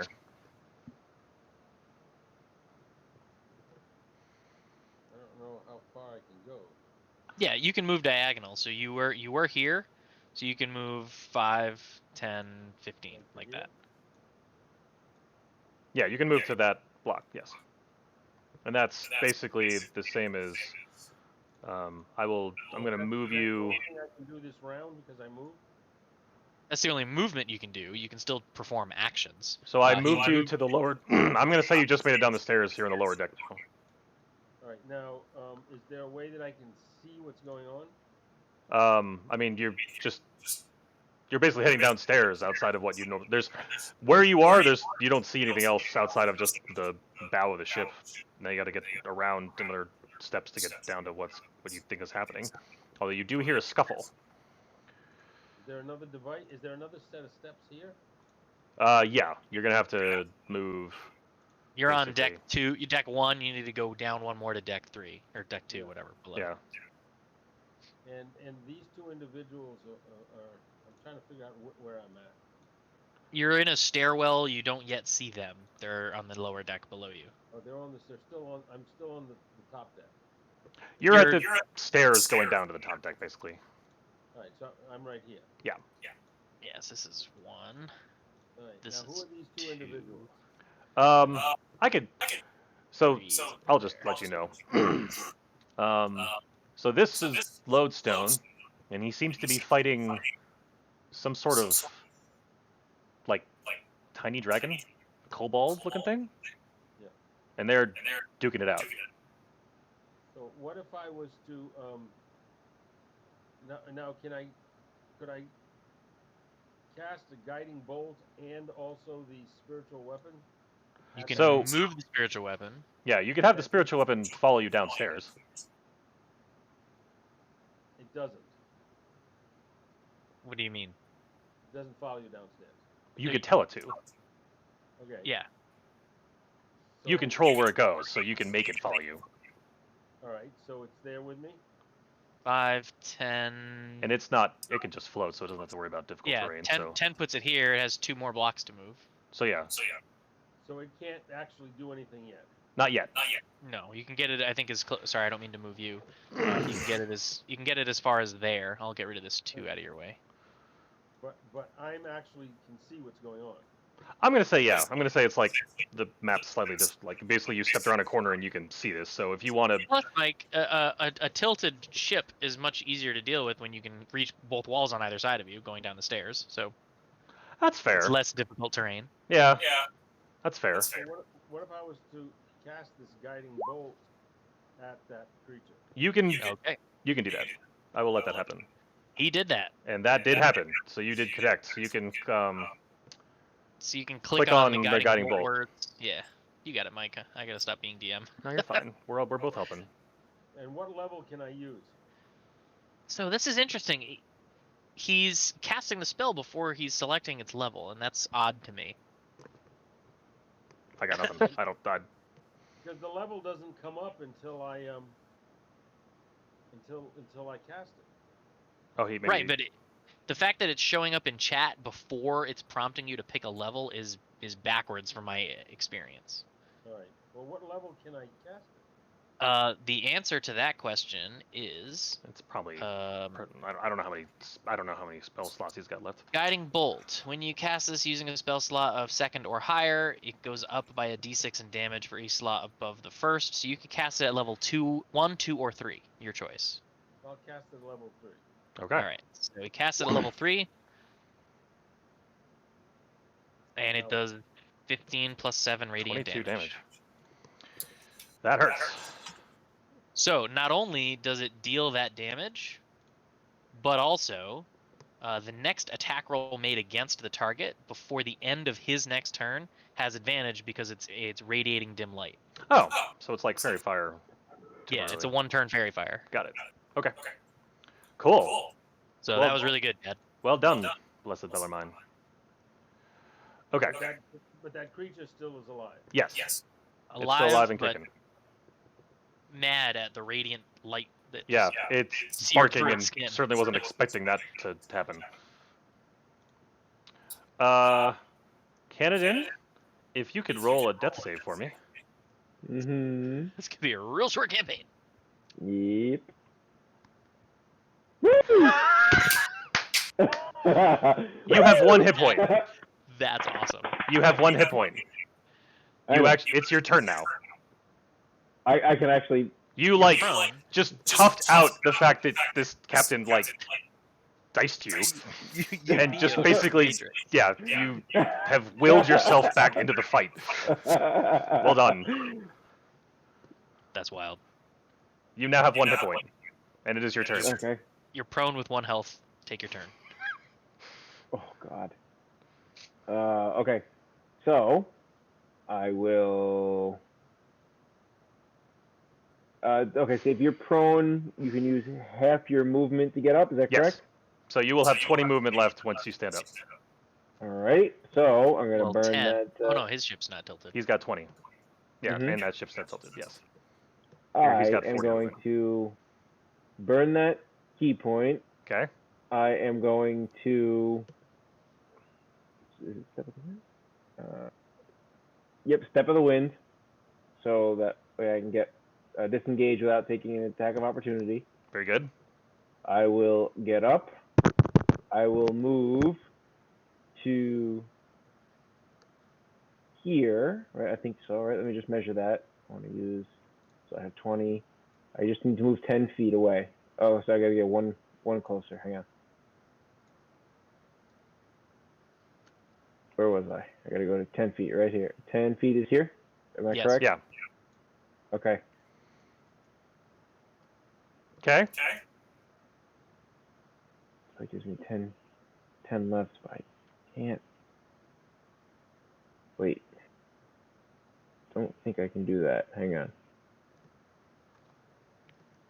Wow, I was not expecting to get up this. I was not prepared for that. I was not What? prepared for this. Oh, good Sort of an lord. interesting mechanic. Oh, that's awesome. That same patient defense Yep. also doubles my jump distance. So, So you're gonna jump. tell me now. Okay, so if I get a 10-foot running start, which I should have, I have 10 feet left of movement. 10 I mean- feet Okay. running start. This is lower. Yes. It doubles my jump speed. My Your jump, jump distance. is Yep. the jump distance. Excuse me. My jump distance should be 30. Okay. So I can make it back to that ship. He sure can. In So- theory. Do you In have theory. anything about reducing damage when you fall? Because it is. I do. Okay. I have a slow fall. That is just a character trait here. So hang on, I will tell you what that is. You can use your reaction when you fall to reduce any falling damage you take by an amount equal to 5 times your monk level. Okay. It's 25. Yeah. And you're gonna Alright, fall. so what You're is gonna it? fall 20 feet, which would be 2d6. So that's 2d6. a non-issue because you can negate 25 of it with a reaction. Okay. Roll a The best roll of your life. acrobatics I know. check. Right. Roll an acrobatics check at advantage. Because you're 20 feet up. 26. You land gracefully. You superhero landing. Well, no, that's terrible for your knees. But you not only like basically all of the pirates are just dumbfounded that you even got up, which is why none of them swing at you. And they're like, "Wait, what? I just stuck him." And then like before they realize what's happening, you're midair. Like the captain goes to try to shoot you and realizes he never reloaded his gun. And That was you're awesome. back on. In fact, you realize midair that you're landing on a tilted platform, and you adjust accordingly and stick the landing as if it's not a problem. Like a squirrel. Just as some flavor, as I jump, can I do a flip and then just kind of give these guys the middle finger as I With that Maybe we'll roll, turn yes, around. yes, you can. Just acrobatic, just. And you are Does it successfully slowly back on rotate around? tranquility because of a 20 death save. That's phenomenal. Congrats. I love Morty so much. I'm so that's awesome. I'm so glad I made this an airship fight at the beginning. All right, Babbage. Right. Great. I have 1 HP. That was awesome. I gotta change my. Wait, where the hell did I go? Now There we go. remembering that the door opened and realizing that we're tilted, Babbage is going to also head below decks. And I can only move like 10. half of 25, so 10. So I Yeah. make it to here. Okay. Do you want to do anything? Oh. So But you got I'm that gust below. of wind coming from you. Yeah. Well, I'm still on the upper deck, right? I mean, yeah, but you're basically pointing into the door. And the direction it's pointing, it's kind of being shoved down the doorway, I'd say. I don't know if it goes around corners like that. I'm just talking about the physics of a gust of wind. It's magic, Mike. It It's might push me magic. closer to the. That's yeah. I mean, I would argue that the magic would physically be pushing Blessed Bellarmine here, which would be a good thing in this case. Yeah. Then I will use my bonus action to aim it directly down the stairs. Well, that'll push him. That may push him. I'll hear it. We'll say if you don't move it, I'm gonna say it pushes him to. It'll push him to here. Now, it's up to Bellarmine, I suppose, if he's going to willingly let it push him, or do you want to try to resist this, good sir? No, Well, it won't be till the start of his turn. Oh, that's right. I want to get as Okay, close to that creature as possible so I can whack him again. gotcha. All right. So I will use my knowledge of fluid dynamics to aim it in whatever direction is most advantageous. Very good. Oh, you know what? For funsies, roll nature. Sure. Nature. It is intelligence, so it should be good at this, even if you're not proficient. 10. All right, I'll let it go. I was gonna have you like somehow manage to push him like around the corner if you got a high enough roll, but never mind. All right, the crew. Finally, let's see. This guy, 5, 10, 15, goes to try to help his captain. Captain's swearing up a storm. These two are going to keep on swinging. And just... This pirate is holding his own amazingly. Let's see. Lodestone, now that you actually can see what's happening with him, you see him have this, like... you would see this, Mr. Sylvia. He basically has this extra large fist that he tries to bring down on top of the gold ball that he's fighting. You rolled a 1. The gold ball jumps to the side, and Lodestone puts like a dent in the floor, and the gauntlet is now like embedded. My NPCs are rolling terribly, and my monsters are Critting. Anyway, yes, yeah, critting. That's right. That resulted in an epic comeback, so I'm totally okay that happened. So he dodged in which direction?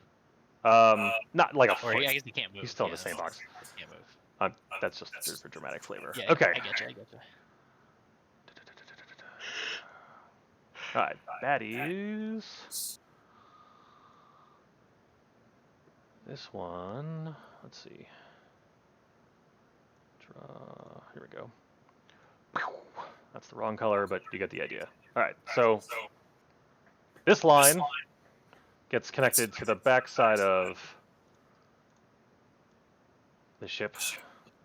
So now it's sort of tilting this direction. Still difficult terrain, but it's like starting to, but like as the ship's still sinking, but it's like now like the lines are literally holding it up. This guy's gonna try to defend him. Actually, no, this guy actually just does the dodge action. He's just trying to survive being utterly surrounded.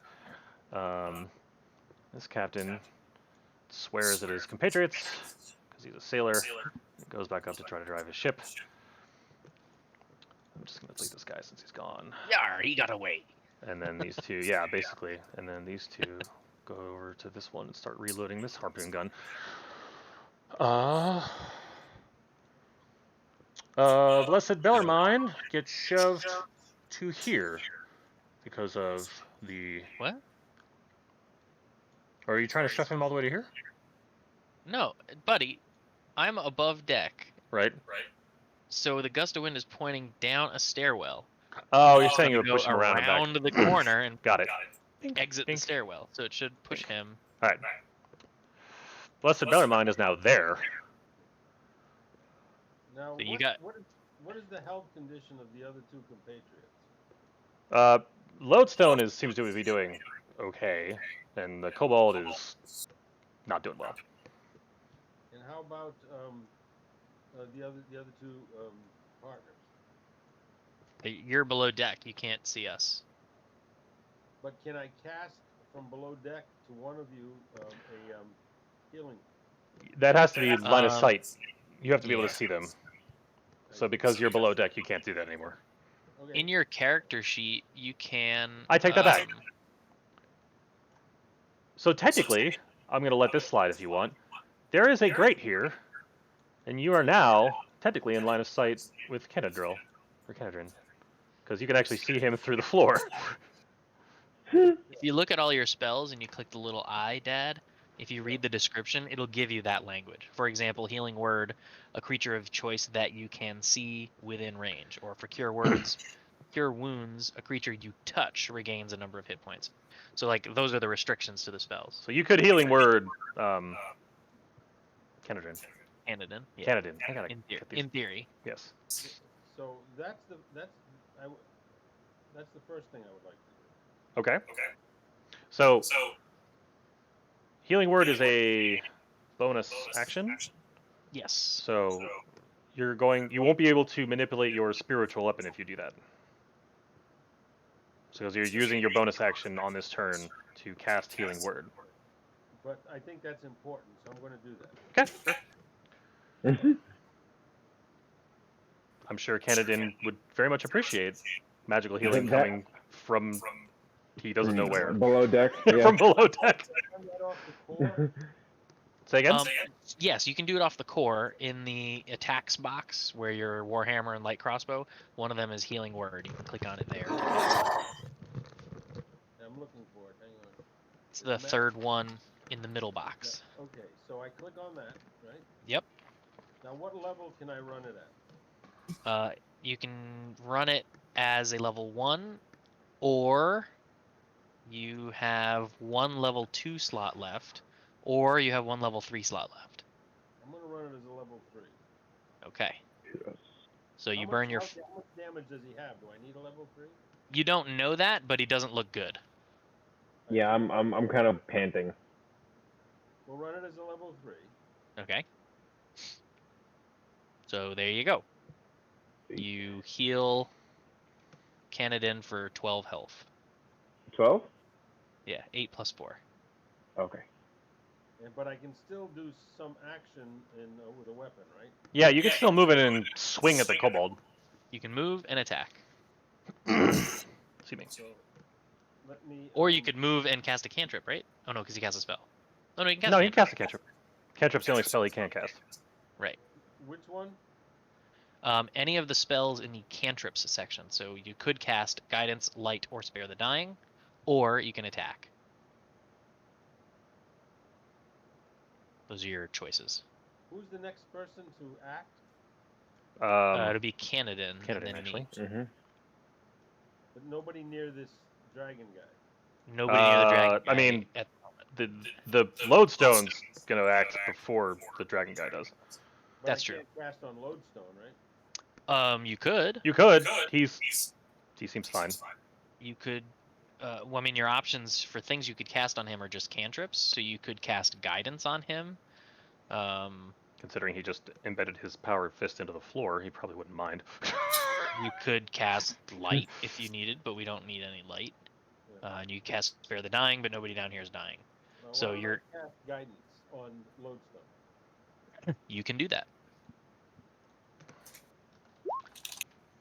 So Lodestone gains a D4 added to an ability check, and he can add the die before or after he makes the check. Cool. Okay.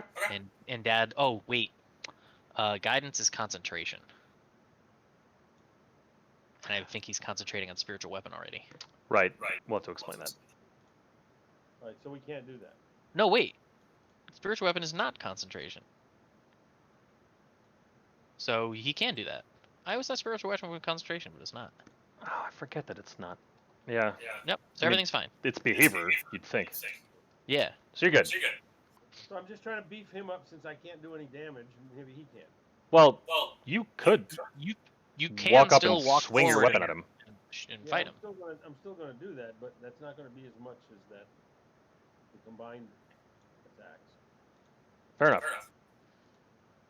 So let me go back to core, and we're gonna swing this warhammer. So, are you doing guidance or are you attacking? You have to or pick the one. other. Because you did. Guidance you- is an action, as is attacking. So you get one action per turn. Right. What would be better? I mean, give more damage to that. Attacking would give more damage. Yeah, attacking's probably your better bet in this case. So I should probably just take the warhammer and hit him with it. Correct. Yeah, you have to step up to be melee range, and then you just make an attack with the warhammer. Right. So it would be this, right? Mm-hmm. And then Okay. it would be a two-handed swing. 15. And That'll connect. For 4 damage. He's not happy, but he is still standing. Nice. All right. So now the kobold's surrounded and concerned. it's kind of like barking, like. I think that healing was probably worth more than anything. Yeah, clerics are awesome. Yeah, your multitasking is very good. Okay. Candidate, you are surprisingly still in this. I don't even know how. I take a deep breath as I feel this healing power flow into me. Just all right, and I yell, "Thank you." I don't know where it came from. I just kind of yell it out into the ether there. And then From the great goes, "You're welcome."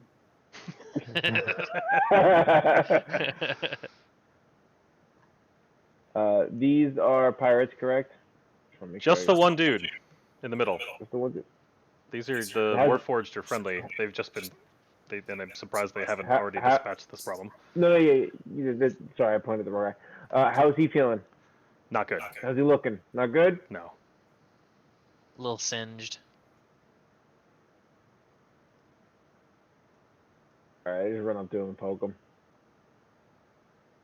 Regular, old boring attack. So that's 2 spear. Whoa, look at that. That is a 1 and a 20, but the 1 is the only one that matters. Yeah. That's pretty cool. Whoa! All right. Wow. So, Interesting. how is that happening?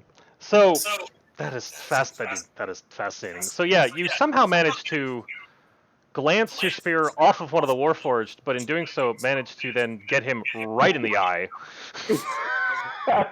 Just boom, like that was totally intentional. And he's dispatched. Nice. As he falls with my spear in his eye, I just keep it plunged there for a second until I'm sure the life has gone out, and then I yank it out. Okay. So that's all the guys on the deck, correct? Yes. All right. All right. I guess I'll use the. So, Mike, I wouldn't have seen if any other guys. Spare the Dying is just a free, successful death save every time, right? Yeah. That's just what Spare the Dying does? Yes. That's so nice to have in our pocket. It is a first level, no permanent death if you can get to them. Yeah. Who has that? All Clerics. clerics can take that as a Cool. cantrip. That's pretty solid. Okay. Let's see. I don't think I would have seen anybody else go down below from where I was. No, you have you have I no did information not. that's telling you that anybody's below. Well, I mean, you've seen Babbage and Bellarmine go down. But yeah, but I don't know if there's any. You don't know guys why. there. Yeah. I don't know why. Okay, so then I will take some of my movement here. Let me just see how much I got. Oh yeah, I got plenty. Okay, so I'll go down to, let's see, if I moved from here to here, that's 10, so I have 30 feet to go. I'll get right to there. All right. 40 movement speed, nice. If everything's still difficult terrain, so you only got 20.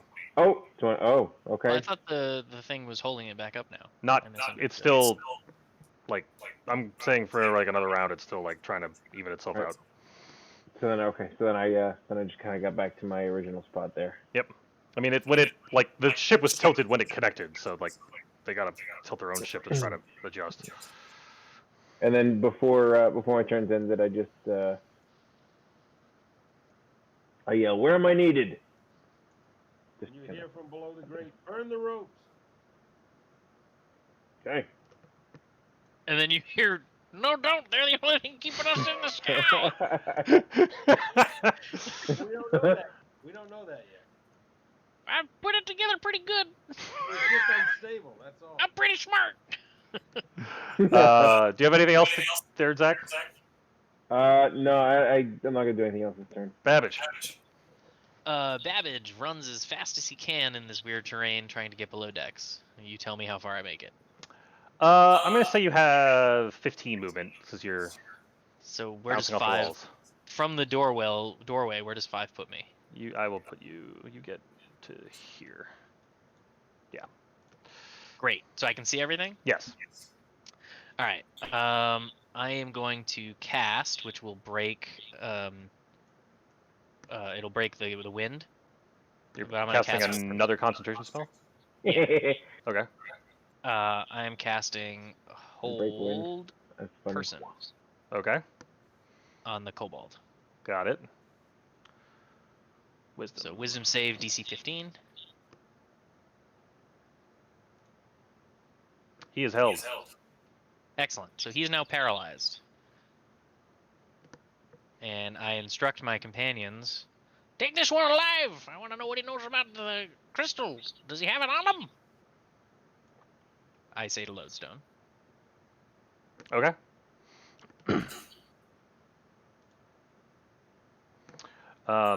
So, Lodestone.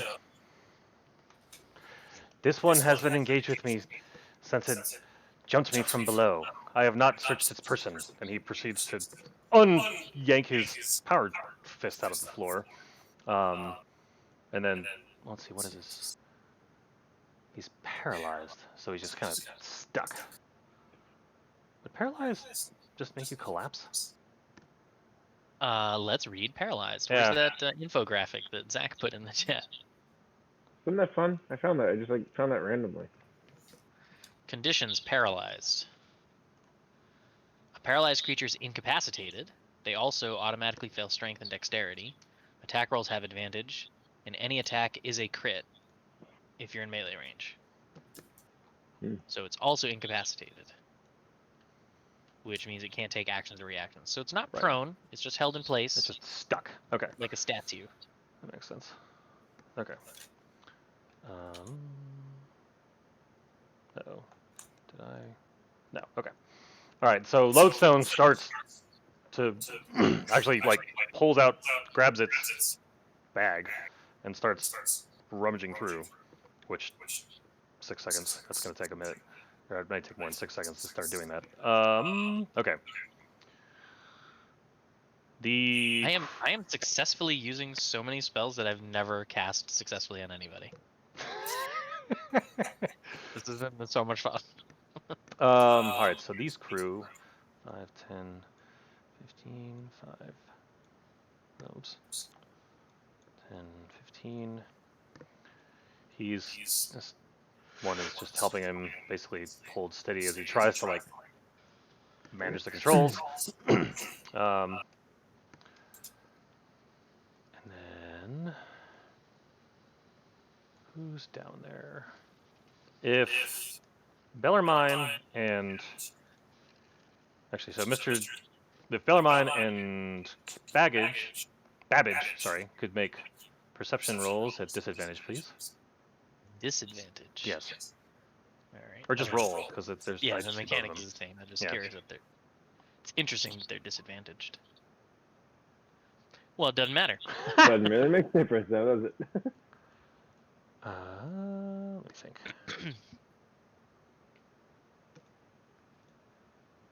Okay. I'm just looking for it. Yep. I haven't quite figured out where it is yet. Oh, there it is. Okay. So you're busy with this guy, but as Babbage is coming down the stairs, you hear footsteps going up on the other side of this. Footsteps, footsteps, footsteps. Where do I hear Vootstops? So like, there's this set of stairs going down to the second deck. Yep. This on the basically like you hear it from this side of the room, but like it sounds like it's on the stairs. So there's another invisible something in here. Did I hear it going up or down? Up. Okay. Da-da-da. Can I use my reaction To do what? to say loudly, "There's another invisible person coming up from below"? I'll allow it.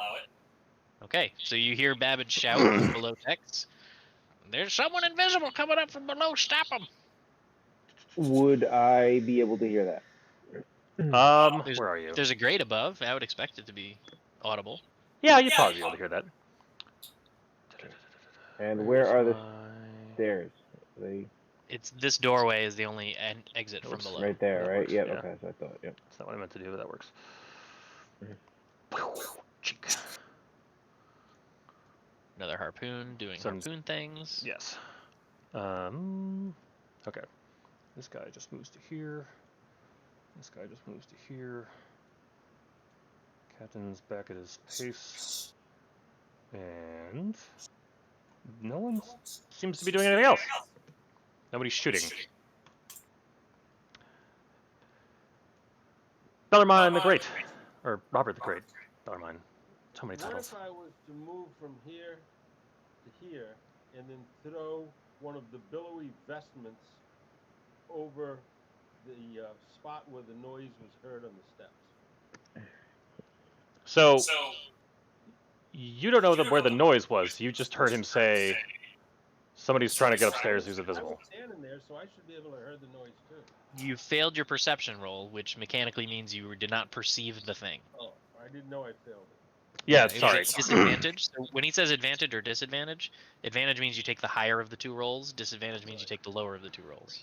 All right. Well, he said he's going up the steps, so I Yes. take a guess that he's on the third step, and I take one of those billowy vestments and try to throw it over whatever was running up the steps. Okay. So it's like a blind fighting attack with a piece of cloth. Yeah, it's like taking a parachute. Correct. What is his dex bonus? I'm not sure. I stepped away because Mr. Sylvia, if you look at your character sheet, what's your dexterity number? On the left. 30 is 2. Okay. bonus is 2. All right. If you could roll, just roll 2d20s. We're gonna add 2d1. We'll see what So- happens here. What you want to do, Dad, is type in the chat /ROLL space 2d20. ROLL 2D20. Oh, you know what? Just click. /. There's an easier way to do this. You can click dexterity twice. That would also okay. satisfy this. So forget the typing. Just Sorry. in your that's what I character thought- sheet. That's what I thought. That's what I was going to do. Yeah, no, that does the job. Yeah. And then again. Well, you know what? You're already I'm gonna take. Okay, I'll take the 14 Yeah. and the 3 anyway. I understand. I understand what you were doing, Mike. Yeah. You can roll your ability scores just like anything else. Right. Okay. So you do that, and it doesn't seem to land on anything. Doesn't what? You don't You see don't it land. land on anything. I know you're expecting it to land on some invisible person, but that doesn't happen. Just flutters to the stairs. Yes. So is that the end of the You This is still have a your spiritual round. weapon. You could have it swing somewhere. So I need to click on that spiritual weapon, right? I mean, if you just tell me where it is, we have an idea. I mean, it's that right now it's being represented by that tiny little purple square, which actually only, I think, no. Yeah, I put it there, so only I can move it. So yeah, Jim can just move it. I'm guessing you want to put it, I don't know, up here? It's somewhere around right about here. Okay. Where is it? It's, The little purple square. Oh yeah. Yeah, I moved it to where I think you want it. okay. Yeah, that's about right. I was going to move it a little more, but that's fine. Okay. Have it attack. And then I have to, and I'm going to use it. And Yeah, so in your character sheet, where your weapons and stuff are, there you go. Funny. Oh, 14 is the magic number. It swings to the air and doesn't connect with anything. and You're tying with its armor class That every is time. fantastic. attack. Say again? No, you used your action to throw the vestment. You used your bonus action to command the spiritual weapon. All you could do is maybe move something. Move somewhere maybe. I don't know how much movement you have left. I mean, you've already moved 15, 20. I think you have one more block, basically. So Well, I'll the move farthest one you can more get is block. here. One more block in this direction. Yep, that's as far as you can go. And you have not bumped into anything. So close. Okay.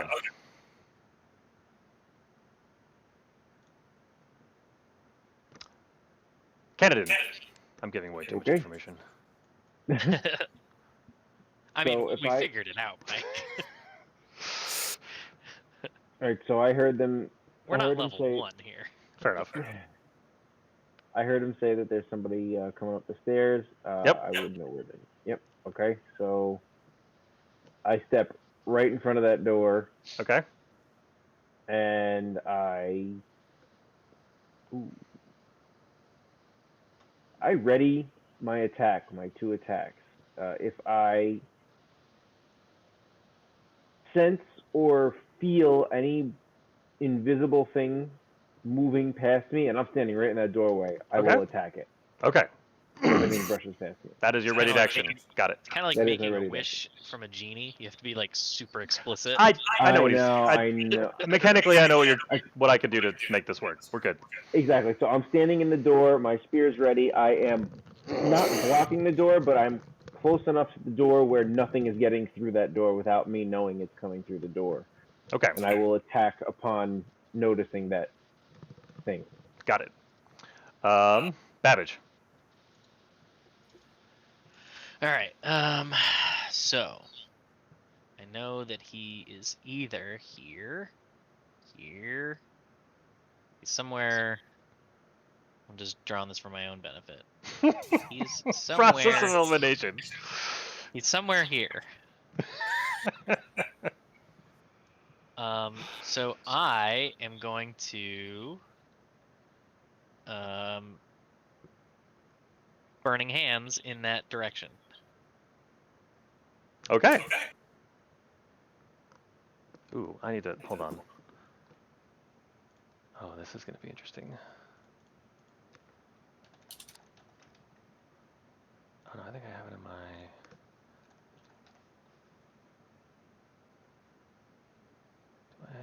No, dang it. All right, you're gonna have to give me a minute. Sure.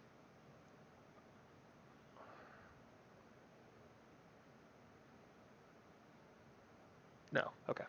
Wait. No. Okay. Okay. So that you're gonna hit. Okay. So we need to be very specific here. It's a 45-degree cone, yeah.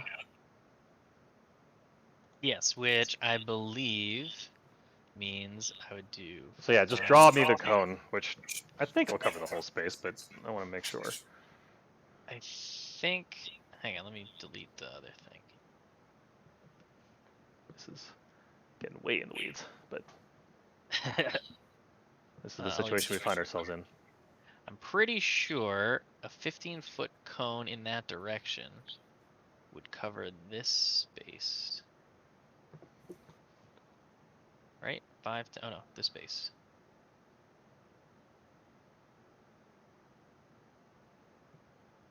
This space. Yeah. Okay. And that just hits, even if they save or don't, yeah? It always hits. They take half damage on a save. Okay. Well. Where is my...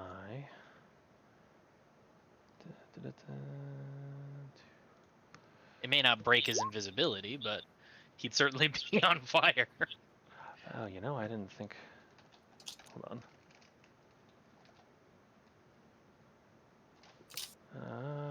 Hold on.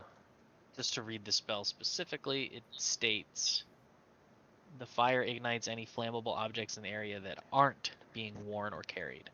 So his clothes and items are not on fire, but we can certainly see where the flames aren't. Yeah, okay. Alright. As the fire like goes around his body, we would see a negative Right. space outline of his personage. Okay.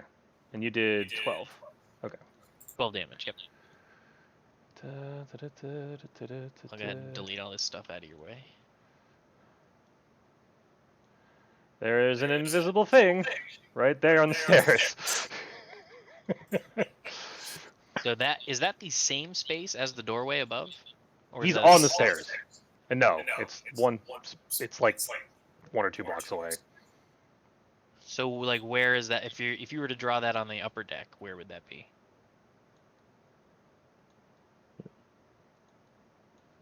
I mean, I could... Okay, hold on.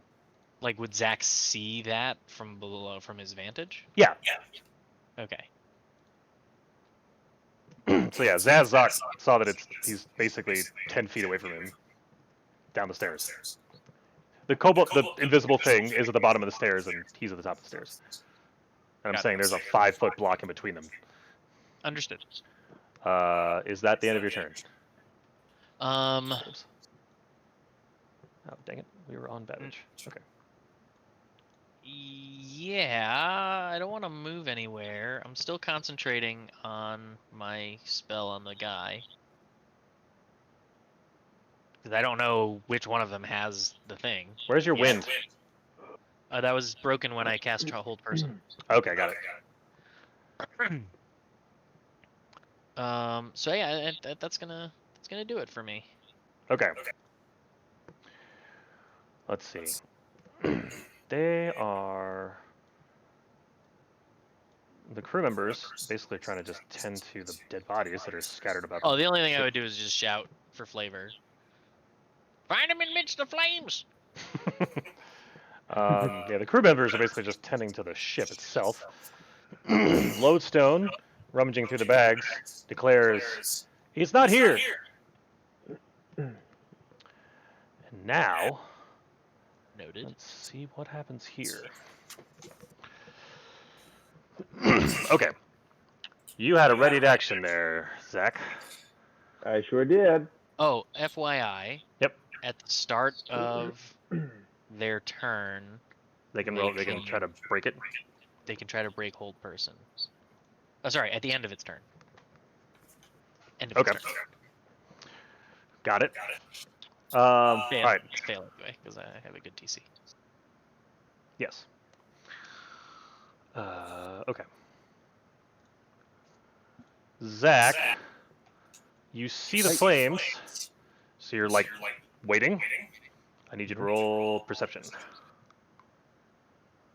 Aye, aye, Captain. Rolling perception. Okay.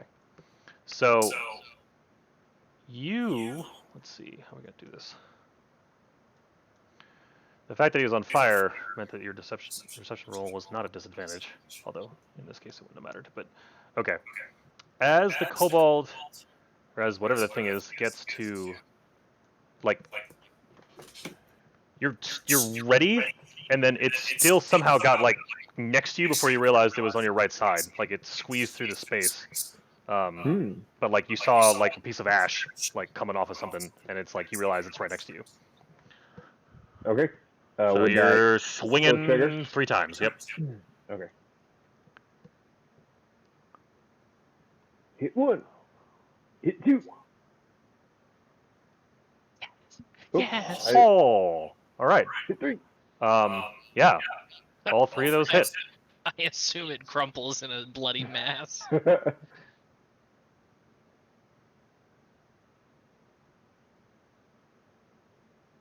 25.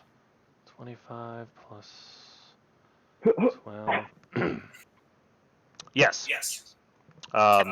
You Monk is so strong. swinging at nothing managed to still connect 3 times. And like another kobold basically comes crumpling to the floor.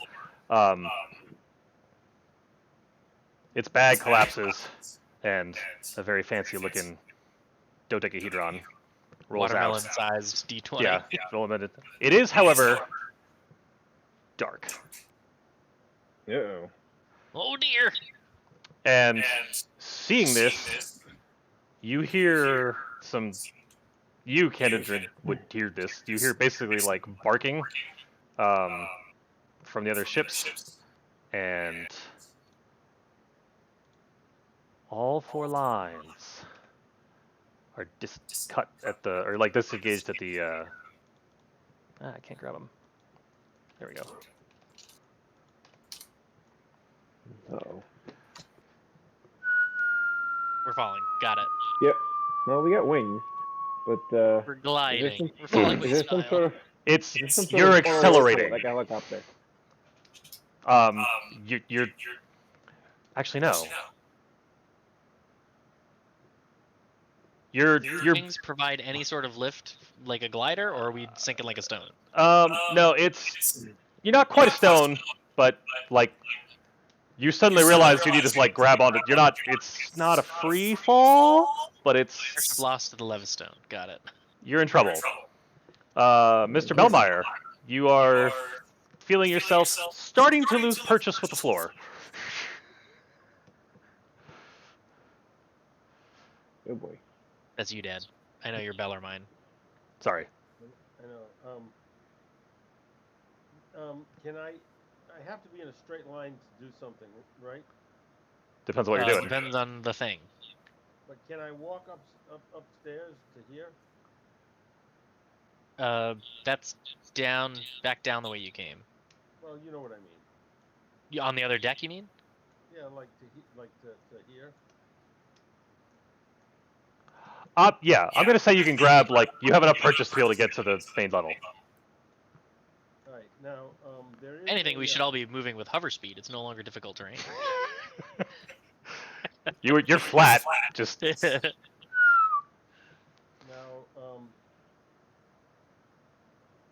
There is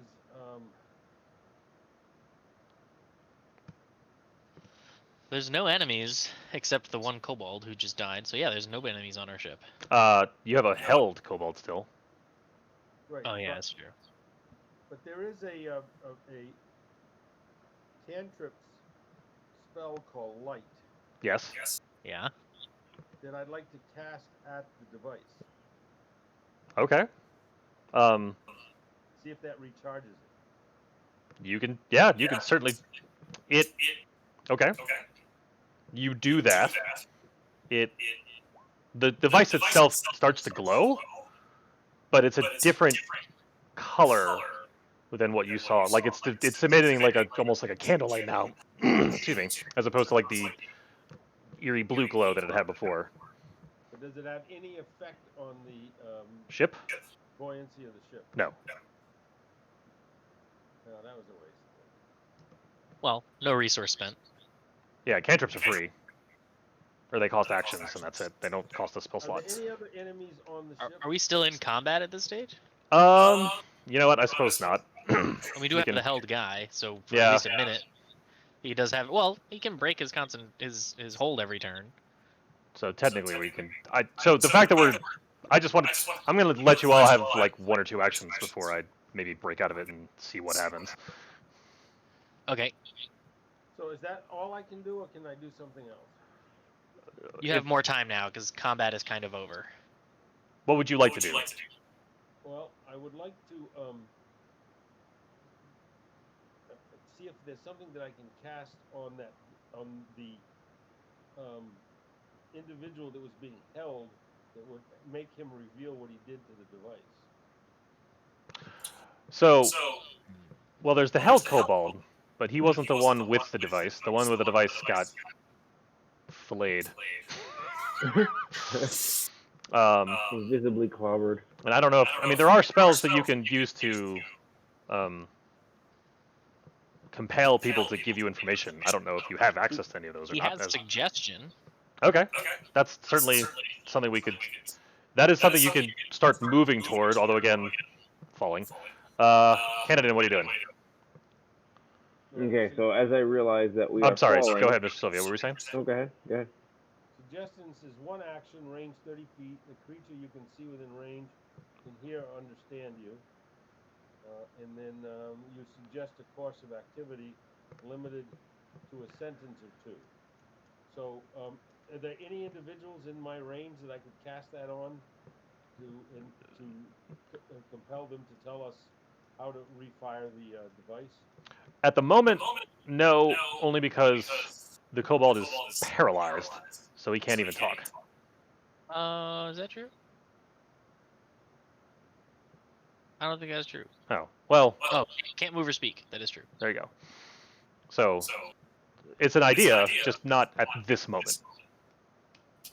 But if I cast suggestion, the guy that I cast hold person on is currently under the condition of paralyzed, and a paralyzed target is unable to move or speak. right, but it magically influences a creature you can see within that range you can hear to understand you. Uh-huh. And so maybe I can command it to recharge the device. So if that were successful, it would want to comply, but be unable to because it's currently paralyzed unless I were to release the paralysis. At the current stage of things. But can I cast this and then have you cast the release? Yeah. Yeah, we have to coordinate that in game. I can't read your mind. So why don't I do that? So you'd have to communicate. Yeah, we're gonna go on to the other characters for now, just because you've so far, you cast light. It'll take time. Yeah, it's gonna take time to do that. So what is Canada doing? So, Suggestion now or no? Not yet. No, you have to wait till we're back to you. All right. yeah. So, looking down at the bag, at the Yep. crumpled kobold in the bag, and I see that engine part that I don't really care about, but I know that it's important. I just grab the bag and walk it down the stairs and be like, "Hey guys, we need this, right?" And I toss it over to Babbage because you seem like you would know what to do with it. Okay. All right. Seeing that, I am very happy to have it in hand. Okay. And I will relay race it over to Lodestone and say, I guess we don't need that one unless he knows how to recharge it. Shouldn't it be glowing? This is a different kind of color. Yes, that is a peculiar color for it to be glowing. I don't know why it's a whiter light. I will attempt to reinstall it. And he takes it and starts trying to move. Although, as all this is happening, you're still falling, accelerating. So sure, it's starting to get. So as he starts moving that direction, but I will help him And So whatever so he's doing can be an advantage. everybody who's on deck at this point, which is only really Canadrin, you are below the clouds now.